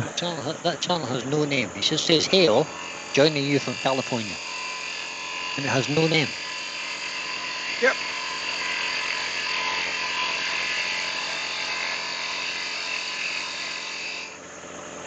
Whatever it was. Said Mike is the Goblet Whisperer.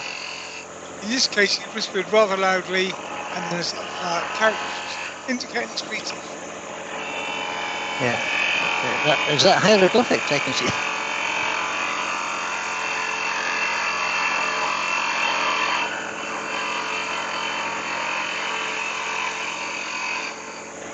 Hi, Jeff.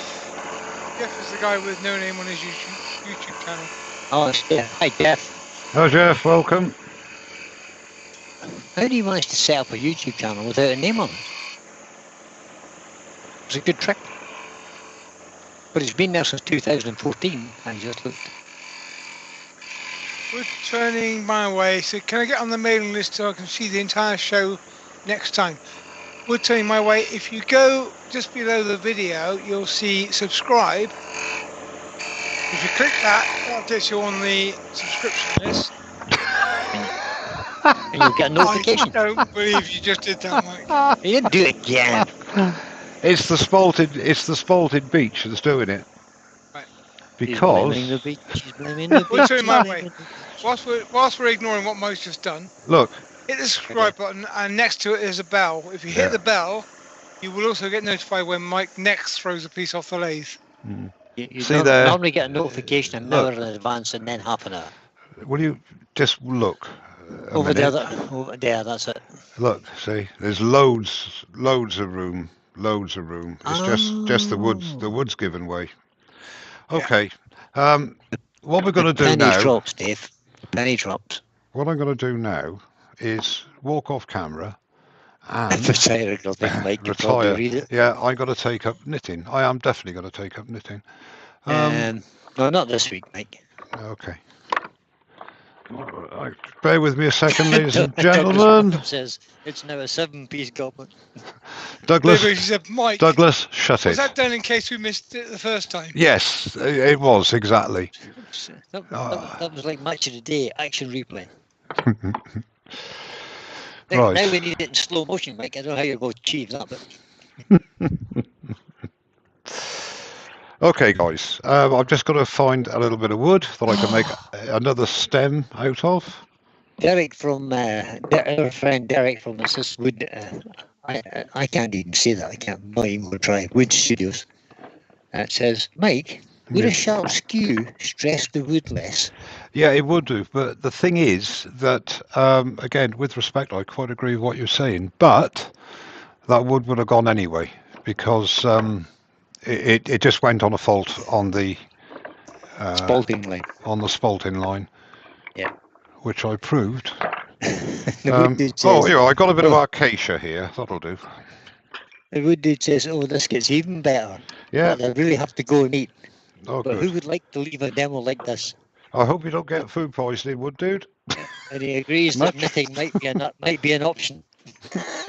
What, the knitting? The knitting, do you mean?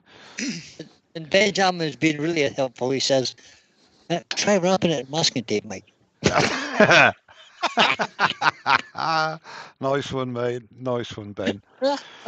I was considering not doing lives anymore, and that comment has just cemented my reasoning, I think.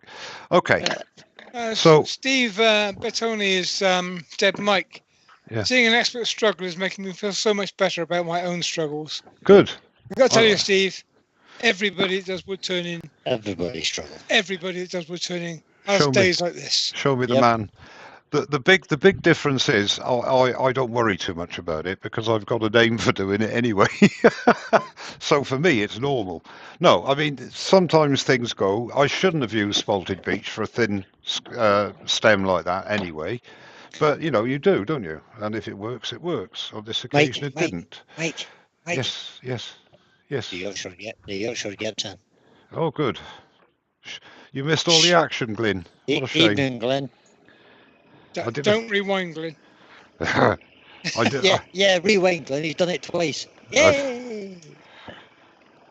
Too far, Mike.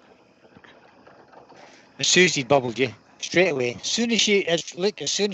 Hi, Glenn. You missed the flying goblet stems already. What do you like, Susie? Susie, you grass. Well, Glyn's seen it in real time.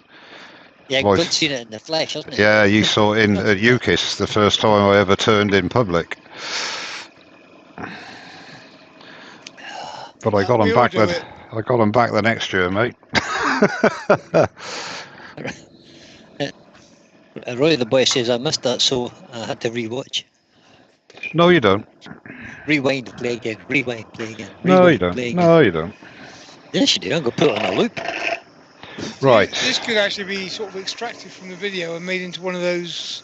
What do they call it when they put music behind it and do silly stuff? Meme. That's it, isn't it? A meme. A blooper.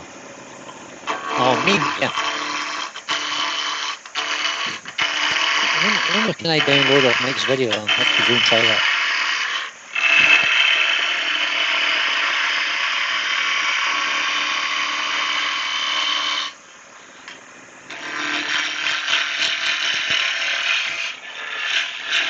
Wood says, I totally screwed up my faulty piece yesterday. It was all fun and games in the workshop.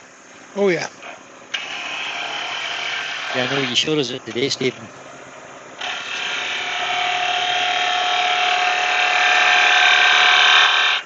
I wasn't going to mention it, Stephen. No, I didn't want to ruin the reputation as being a wonderful fun and an excellent artist.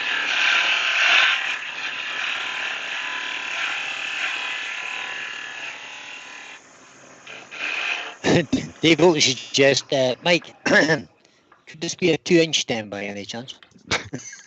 Anything's possible. It's a bit like Steve. He's not going through the bottom, it's an inch and a half.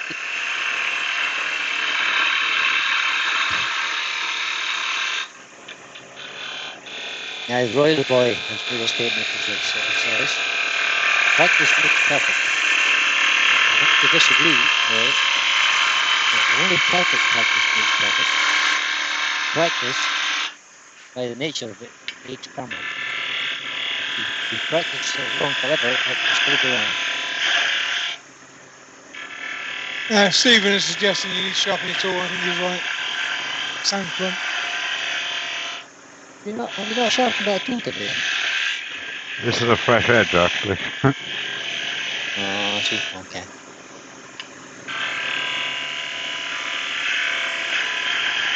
Ben John is suggesting, I'm not sure if this is the truth. The only time I don't clean up after turning is when I screw up a piece. See, the trouble with that, Ben, is that means I would never ever clean my workshop. It's going to screw up every day.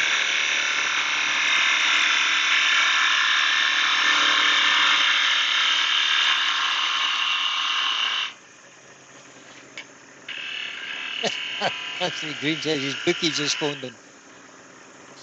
He's taking bets on the next flyer. We'll be giving good odds.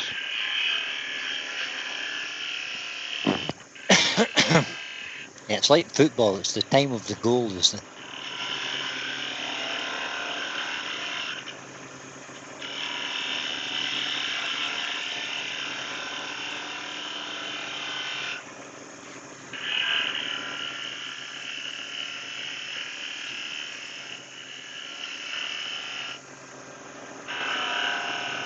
We drilled the hole in this piece. Did I miss that? Hey? We drilled the hole. Yeah. Did drill the hole. Oh, yes. Yes, the hole. That's why everybody's holding their breath. Still think that garage is blunt.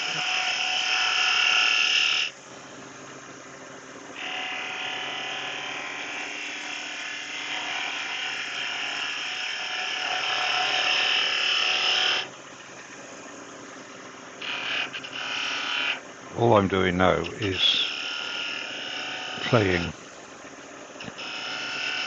Why not? Well, that's fine. That's what we've done as well. That's a hobby. It's supposed to be playing. I'm now taking my 3/8 spin gauge just to refine. Being very wary. I don't know about you people, I'm holding my breath. Of the hole.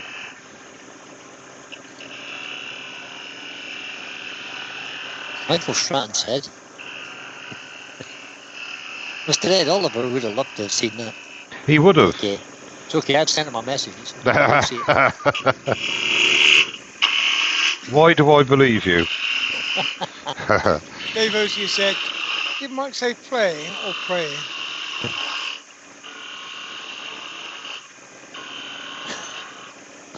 Well, I thought he said playing. But Yeah, I think so. where's Mick Strattonby? He's been hiding. I didn't see your name in the chat. Good evening, Mr. Michael Stratton.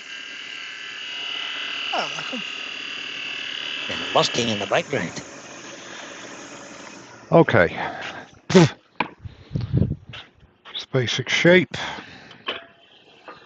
Have a quick look, see if it's a little bit wide there, I think. We'll just take it down a little bit more, and hopefully, with any luck, we won't go through. We won't go through the hole. Benjamin suggests that the bit on the right needs to be a whole lot thinner. Ben. I told you there's trouble whenever you came on.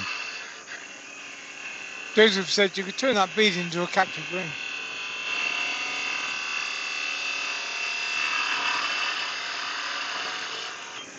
I could.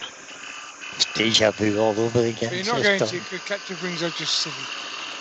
Yeah, I agree. And illegal. Oh, they're illegal now. Oh, that's good. Yeah, they're illegal now. I don't have to turn another one then. Oh, excellent. They are done the West Country because someone says captive ring, they get the wrong idea, you see. They do, yeah. Oh, excuse me. Right, I think that'll do. I think we're going to be boring everybody even more than normal. So we're not bored, but we're highly entertained. Yeah, of course. Wood says, "Thank God that worked. I'm starving." Yeah. Now the only thing which I forgot to do, the only thing I forgot to do was to make an indent, and I can't do that without the support of the tailstock. So what I need to do is just make a bit of a divot there. Dave Ote suggests that, just think, Brian, you will get this kind of support from your viewers tomorrow. Yeah, I know. Yep. And my earworms. Yeah, I know. Sure, it's all about a crack, as they say in Ireland. I'll just a bit of crack. It's fun. Cool fun. And if you can't laugh at yourself, your mind's in the wrong place. It certainly is. Now, what I'll do now is take... No, I won't, because I haven't got it. Yes, I have. No, I haven't. Oh, well. Enjoy your food, Stephen. Enjoy your food, Steve. Don't choke on it. Oh, it's Stephen. Sorry, he's the wrong person I was being nasty to. Accept my humble apologies. Mike Stratton says there's 130 people watching. Yeah, they're watching TV tonight. They're not watching me turn a goblet. They're watching for the third break. Yep. Yeah. Now, should have done a live last night. What I've got to do here... I think Doug Miller has just joined us, but I can't be certain whether he's just come in or whether he's been here for a while. Doug? I think Doug was in the beginning, was he not? But anyway, if he wasn't, hi, Doug. Okay, so I wouldn't recommend this, but what I've got to do now is support.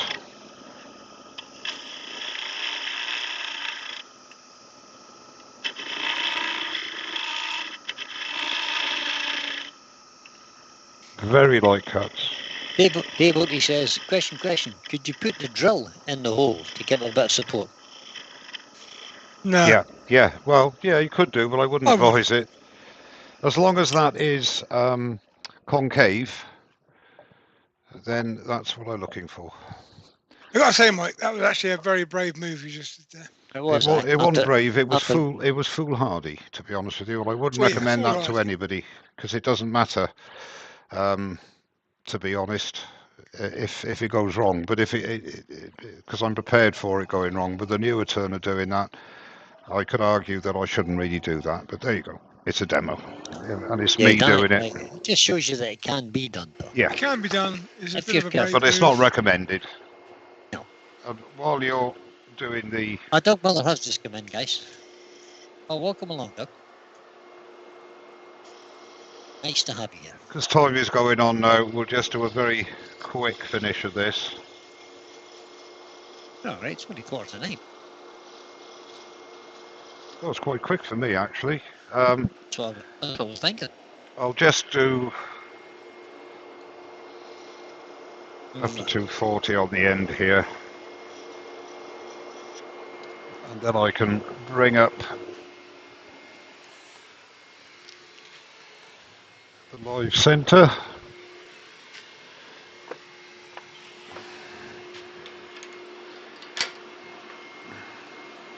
For the rest of the sanding operation, so I've got a bit of support there.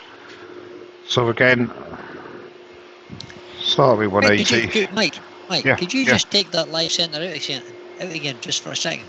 Yeah. Why? I just want to look at it. Hey? Did you blunt the point on that? Yes. No, it's got a taper point. All right, because mine's is very, very pointy. Yeah, well that's the normal one. All right, okay. But so this is I've had this for years. It's an Axminster. It's tapered at the end, which means it doesn't go into the wood too much. Okay. Should you not want it to. Excellent. I just thought it looked different to mine. Now, the Ocean Grit says, I shan't be using any of that rubbish today. Oh, I've already used it. Good grief. Yeah, twice. Yeah, twice. Yep. Well, it could have been 5 times, because I could have actually. All this proves to me is that I can actually do 3 stems. And Douglas Mom suggests that has the shape of a woman. It does a bit. I'm glad you said that, because that's exactly. It's actually a shape of an old woman, and it's Glyn Senior. Glyn Senior's an old woman. Is that what you're saying? I'm not the first. Said that out loud.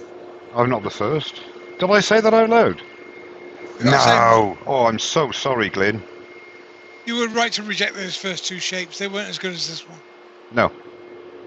And that's it. I mean, if you don't like something, get rid of it. Who? Richard Phelan. Richard. Hello, Richard. Hi, Richard. And our friend from 360. He says he's sorry he's running a bit late. That's okay. I warned you about that running thing, Richard. You need to be walking. Don't be running anywhere. Not good for you. Running's not good. It's all right if you cycle on a static bike. That's the safest, isn't it, Brian? Yeah, or walk on a treadmill. I used to run. Not quite as safe as watching Brian cycle on a static bike. Well, that's true, yeah. Or sitting back drinking a beer. That can be safe too. Good for your heart as well. Yeah. On a serious note, guys. When? That's the viewers. I'm not talking to you earworms. No. Right, sorry. Again, I think it proved the point, and I could have said, well, I plan to do that, just to prove that it doesn't matter. Well, I didn't plan to do it, obviously. But if it does happen, it's not the end of the world. You haven't got to start turning the goblet from scratch again. That's not the reason I do them, although it could be a good reason in the future. It's the mix and match thing I like. You know, you could just turn a load of bowls, a load of bases, a load of stems. And the fact you can use a really exotic burr or something for the goblet bowl. Yeah, exactly. So there's lots of options and benefits from doing it. But Jerry Dempsey says Richard should stand in the corner because he's late. Yeah. Nah, you're fine. Stand in the corner, Richard. It's fine because the bar's there. That's about, Pete's the barman tonight. Stand in the corner, put your right elbow on the bar. Barman and resident beer sampler. But please make sure that the bar hatch is closed before you put your elbow on. People ask why, sometimes, not very often. No, I don't see a problem. You do with a pen. When you're turning a spindle, thin spindle like this, just go with the lathe off and go with the grain, just to get rid of any radial marks. Takes a couple of seconds. Bores the living daylights out of your audience, which is always a good thing.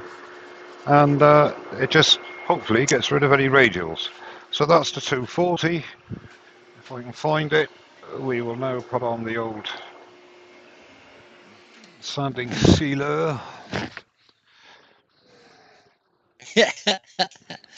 Two things to tell you here, Mike. Richard Phelan says he's ahead of the game. He's already got a wee whiskey poured. Good And man. Benjamin says, Mike, you should do a book. 50 wood turning projects and how to recover from each and every one. Yeah, or I could just call it Turning My Way, and then in brackets knitting. You know. Yeah, Dino Crows says this has been enjoyable. See you all there. Bye, Dino. Hope to see you again shortly. Cheers, Dino. Thanks for popping by. Cheers. Not sorry it didn't go to plan. Don't forget to subscribe and hit that bell so you catch the next one. What, catch the goblet or the video? JP is in. Hi, hello, JP. JP. Oh, you missed it. Oh dear, I'm so upset. He's giving you a £5 super chat. He says, sorry I'm late. This is an international 3-piece goblet. In actual fact, this is an international 9-piece goblet. This was actually a 3-piece goblet, which turned into an unintentional 5-piece goblet. Sure did. Cheers, Jamie. You're a star. Thank you very much. It's 3 separate stems. Yeah, well, we're bordering on the 2 hours now, so I'll just give that a second. I'll give it a second so I can put on the Yorkshire grit. And in the absence of Joe, I'm going to call on Brian to sing the Yorkshire Grit song. Absolutely no problem at all. Okay, off we go then. No, you're not started turning. You're not started there. There you go. Now hands that feel pretty can be soft as your face with light brown Yorkshire gritty. Ding. We're turning my way. That's what formula you use for your sanding sealer. I don't know. Oh, sorry. Pre-thin sanding sealer tonight. If you look at the chat, Miss T put in a recipe for her shellac sanding sealer, which is it's kind of what I use as well. Pretty much the same. When I used to mix my own, I used to use 3-to-1. I'd have 3 of cellulose sanding sealer to 1 of cellulose thinners, and that's how I used that for years. You know, it all works. So if it doesn't, try another formula. You know, a lot of guys go 50-50. I've got no idea what Hampshire Sheens is, but it works for me. Works for me too. I like it. As Pete said, I mean, I don't do lacquer finishes or whatever. So with a wax finish, depending on the wood, I sometimes will use 2, sometimes 3 applications of sanding sealer. Depends how thirsty the wood is. And after a while, unlike turning goblets, experience, you get better at it. Dave, what he says, he uses 70-30 as a that's 3-to-1 ratio. 3-to-1 virtually. Rich. Not exactly, but before Brian says, because he's a mathematician. Jerry Dempsey's been very cheeky. He says, I need to be on Britain's Got Talent, or Britain's Got Little Talent. Thanks very much. Yeah, I won that 4 years on the trot, mate. I have multiple sanding sealer mixes. I use some of it straight. I use some of it 50-50, some of it 70-30. It depends on the piece of wood I'm working with. I'm now putting the old Hampshire Sheen on, or any wax of your choice. Keith P says, it's nice to see you, Mr. Mike, but I've got to go now. You're boring me. See you at work. See you, Keith. Take care, mate. I won't say what we normally say because I'll be banned off YouTube. Would that be bus driver speak? Yeah. He's another computer whiz, actually, Pete. All right. Yeah. Another one. Another idiot. Buster West suggests when it comes to singing, Brian's a great wood turner. Yeah. I'm neither, I have to say. I'm neither. Oh dear, I think that's my son home. Yep. I'll tell you what, that acacia It's a lovely finish. Nice. Even off my tool. Okay. Should have left the wax a bit longer, really. But and the same thing applies. We're talking about streaking. If you just work it all to one end at the end, then you minimise the chance of streaking. And not too much pressure. Just get that shine going. That's all you want to do. Would Tony by Dick suggest that you may need a ton of sanding sealer when you do the bog oak he sent you? Yeah. I have turned bog oak before. Not such a big piece as the piece I've got. But I'm sure you're not wrong. And I will get around to it, Dick, I promise. But when is another matter, mate. When is another matter. Okay, so now we've got to part off. I'll keep support there because I am going to be making a tenon. Technical question there for you, Pete, from Tony Maloon.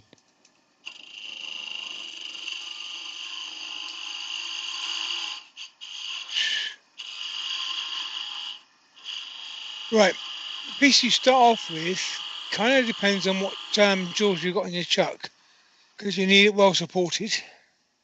So I quite often, because I've got zero clearance jaws or nearly zero clearance jaws, I will start off with a piece of wood pretty much the size I want the finished piece to be, because like Brian, I'm very stingy with my timber. Yeah, miserable. If I only had chuck jaws that would hold a 2x2, then I'd start with that and I'd cut the timber out of that. Depends on your chuck jaws. Make sure you got it held well and then work from there.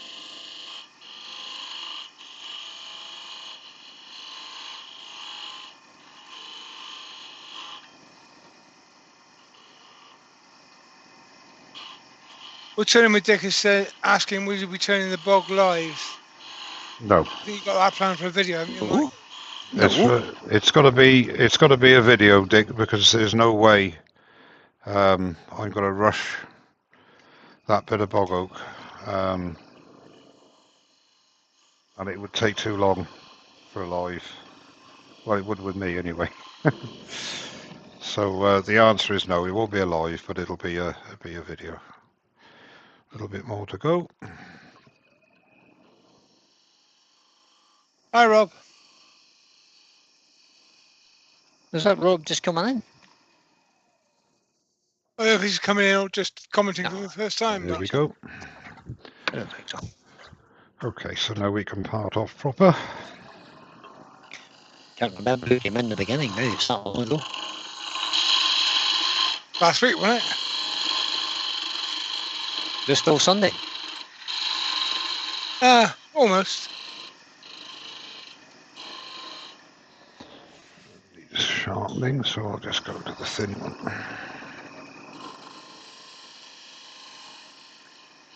Tony Muldoon says, great, thanks so much. I appreciate it. You're entirely welcome, Tony.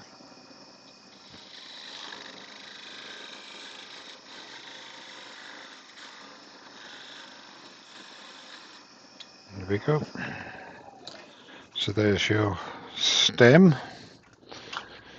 And now we'll do it this way, I think. No, we won't. We'll do it that way. Take the glasses off. Haven't checked whether it fits. So, here's your stem. RTBG says, Mike, don't you use a sharpened wrench spanner for making that tenon? It's quite handy. Not for small ones. So there it is. That particular That's nice, yeah. finish. As I say, it's basically methodology. I've actually gone a little bit thin on the tenon as opposed to too thick, but that's not a great problem because once you've got it, you can center it, or indeed you could, dare I mention, wrap a little bit of masking tape around the bottom just to make it fit in there, but no need. But then it shows the versatility of doing this method. So that's it, guys.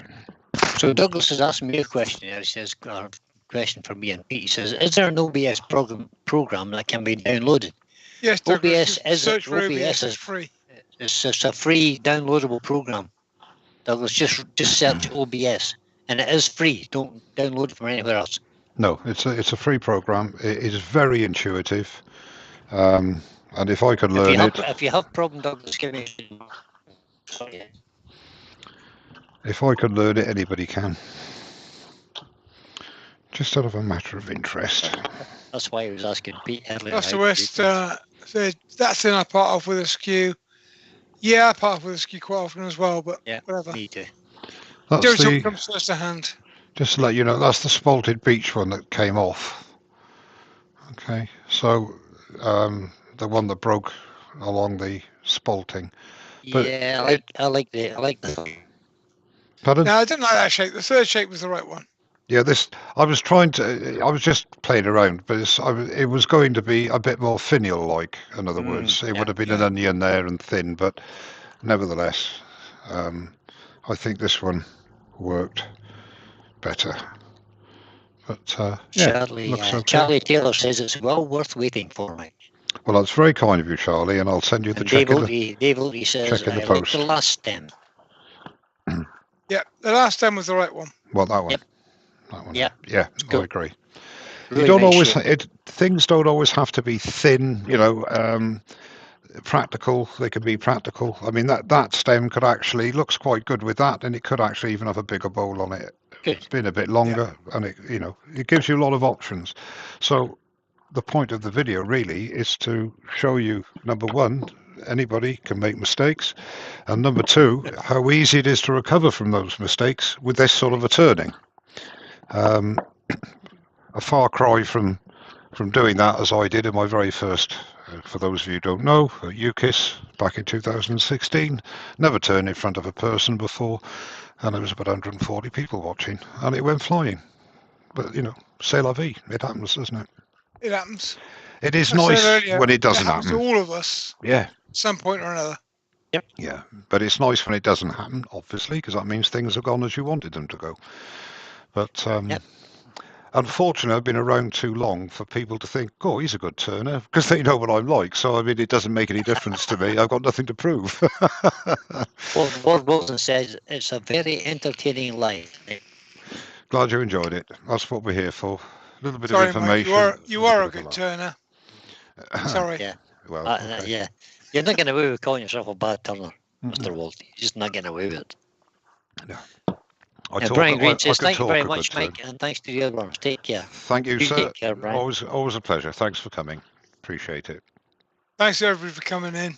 Yeah, it's been great. You're always a great crowd. And welcome to any new arrivals as well that have come here on the first time. And hopefully it won't be your last. If you haven't given Mike a thumbs up now, guys, make sure you do it in your way out. Well, Brian was going to say, if you haven't given Mike a thumbs up yet, you're never going to. So, well, I thought about it, but changed my mind. Well, I'm not a great fan of Agbal, I must be honest. Sorry, Neil. Jerry Dempsey says, thank you, Mike. Your videos bring me so much joy. So much joy. There you go. See, people like it. I'm glad you enjoyed it. Thank you.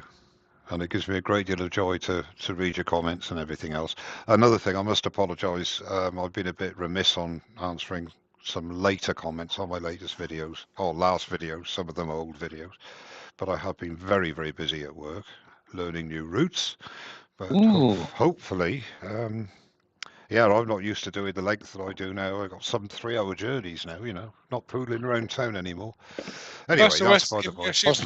Buster West is giving you... Oh, cheers. Buster, you're a gentleman. Thank you very much indeed. Appreciate it. Thank you, sir. Todd at Glen Cove says, thanks, Mike, Brian, Pete. We've survived another life. Well, I can't deny that. They are still talking. Well said, Todd. See you tomorrow, hopefully. Well, I hope Brian's on tomorrow lunchtime and evening. Yeah. I'm on twice tomorrow, John, so if you're working all day, you can catch me at 8 o'clock in the evening. So be warned. Twice tomorrow. Be warned. Be warned, that's right. There is a chance I might be distracted. Yeah. And I won't take the mickey out of Brian ever. No, not at all. Again. No. See, I did notice, people, that Brian and Pete were very kind to me. We're always kind to you, Mike. No, it's not. It's sympathetic kindness you show me, Brian. It's your age, Mike. We've got to be kind to old people. Yeah, that's true. That's true. Yeah. Old people deserve sympathy. Yeah. Somebody won this year. Sorry, I meant respect. Sorry, I meant respect. You'd play on words there, wouldn't it, Brian? I have to say, guys, seriously now, my eternal thanks to Brian. I mean, we mess around, we take the mick out of each other, but I think we get on pretty well. And Pete, we do. And indeed, in his absence, Terry. They've been absolute, staunchions in my lives. They really have. They make it entertaining for you. They certainly make it a lot less stressful for me because they keep it. Imagine how many times they told me today about camera change, simple thing like that, and you get out of the habit of it. And they've been really great. So thanks, guys. Really appreciate it. You're welcome. Welcome, mate. I'm just gone off camera to be sick. Excuse me. Yeah, I knew you were going to say that. I knew you was going to say that. Said with the utmost sincerity. Yeah. It's just a shame we can't swear occasionally on YouTube. Well, we can. I've done that, haven't I? Nick Stratton just said, well, that's another 2 hours I'll never get back, Mike. Yeah. Marvellous. The wood doers just said, wow, everyone's still here. We love Mike Walt. But that's a bit strong now. Yeah, I think Steve. so. Love to hate. No. Graham Trott said, you deserve a beer. Give your address. Graham, Mike is on Facebook and stuff. If you PM him, I'm sure. Sorry, Ed. We can sort that out. That's extremely kind. Not necessary, but very welcome. Very welcome. Graham Trott. I appreciate it. But there's Triple F Brewery got a channel or something like. Just talk amongst yourselves for a minute.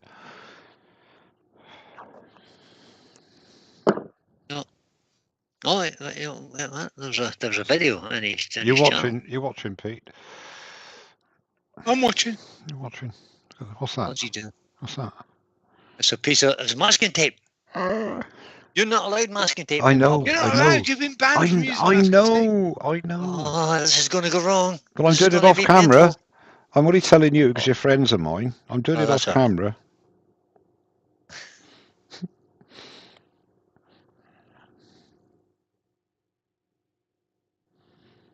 Okay, just to prove the point, if you like, I'll just go to me for a minute.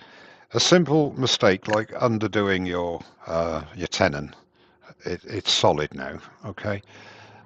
So that will give you a chance to center it. So all you have to do there, as long as your tenon's long enough, put a tiny little bit of masking tape or something on there just to make it nice and central, and then you can put your glue on and away to go. It's not going to affect the glue joint, providing you've got wood on wood at some part of your tenon. So there it is there, nice and solid, not falling off. Stuart and Gruley has just joined in. Good evening, Stuart. Says evening all, just got here. Was it broken yet? No, Stuart, it went absolutely perfect. There was not a single... It never broke thrice. No, it never broke. It never broke the 2 times it... That's not from tonight, Stuart. That bit there that's broken, that's not from tonight's turning. No. I don't know where the other one is. Did it fly off somewhere? It did the first one through. Or did I throw it away in... I think I threw it away in disgust. Don't know where it is. Never mind. I'll use it sometime. I'll use it again. Yeah. No, Stuart, if I'm honest, there were 2 attempts unsuccessful. And I put it down to the wood. I put it down to the wood because it was spalted beech and I was going a bit thin. But that one there, actually, that was the one that broke because I went too thin, basically. And then the other one broke with loads of meat left on there, but it was just a fault in the wood because it was spalted beech. So there. That's my excuse, and I'm sticking to it. Well, if any... Turner just come in. Thank you, Wood. I appreciate it, mate. Hobby Turner just come in. Hi, Hobby. Again. Yeah, Stuart says this will be one to watch back, I feel. Yeah, well, I'm not gonna. I'm gonna take it down now immediately. I put a link in earlier. If you miss it, the link's just up in the chat a bit, just so as everybody can find it. Skip through all the rubbish at the beginning. Just go to, I don't know, it must be about hour and a half in or something. About an hour and 25 minutes or something. Oh, not to be too exact then, Brian. You weren't keeping count then. Oh, no, I wasn't. If you want the exact, an hour 27, 50, 52 seconds. 0.6. 0.6. Only joking. Yeah, only joking. It was 27. Yeah. Right, guys, if nobody's got any more questions, I think we'll call it a night and wrap it up. And I'd like to thank you all for coming. I have no idea when the next one will be. Oh, stop. Jerry Dempsey says, have you set a date for your next live turn? No. No, I've just got to say there, Jerry, I can't at the moment because of work commitments, etc. It could well be 3, 4, 5 weeks. I don't know. It all depends. If I get a Monday off after the Sunday, I will always do a live, but they're few and far between. I just happen to have a long break at the moment. I've got 6 days off. So, as soon as I am able to, I will do another live. That is for sure. And thank you for asking. In the meantime, Jerry, I'm on tomorrow. Oh, yeah. And by the way, Brian is on tomorrow lunchtime and tomorrow evening. And if you're really unlucky, I might be allowed to earworm tomorrow lunchtime. Well, I'm going to send you the link, so you better be there now. Okay, I'll do my utmost. I promise you. Okay, guys. Well, thank you all very much for coming and sticking with me. Thanks for not being too nasty. It's been a great pleasure, and I look forward to seeing you at my next live as soon as I possibly can. I'd just like to say goodbye from Mr. What's his name, Pete? Brian, that's right. Yeah, Brian at Heartwood Turning, and Pete from Twisted Trees.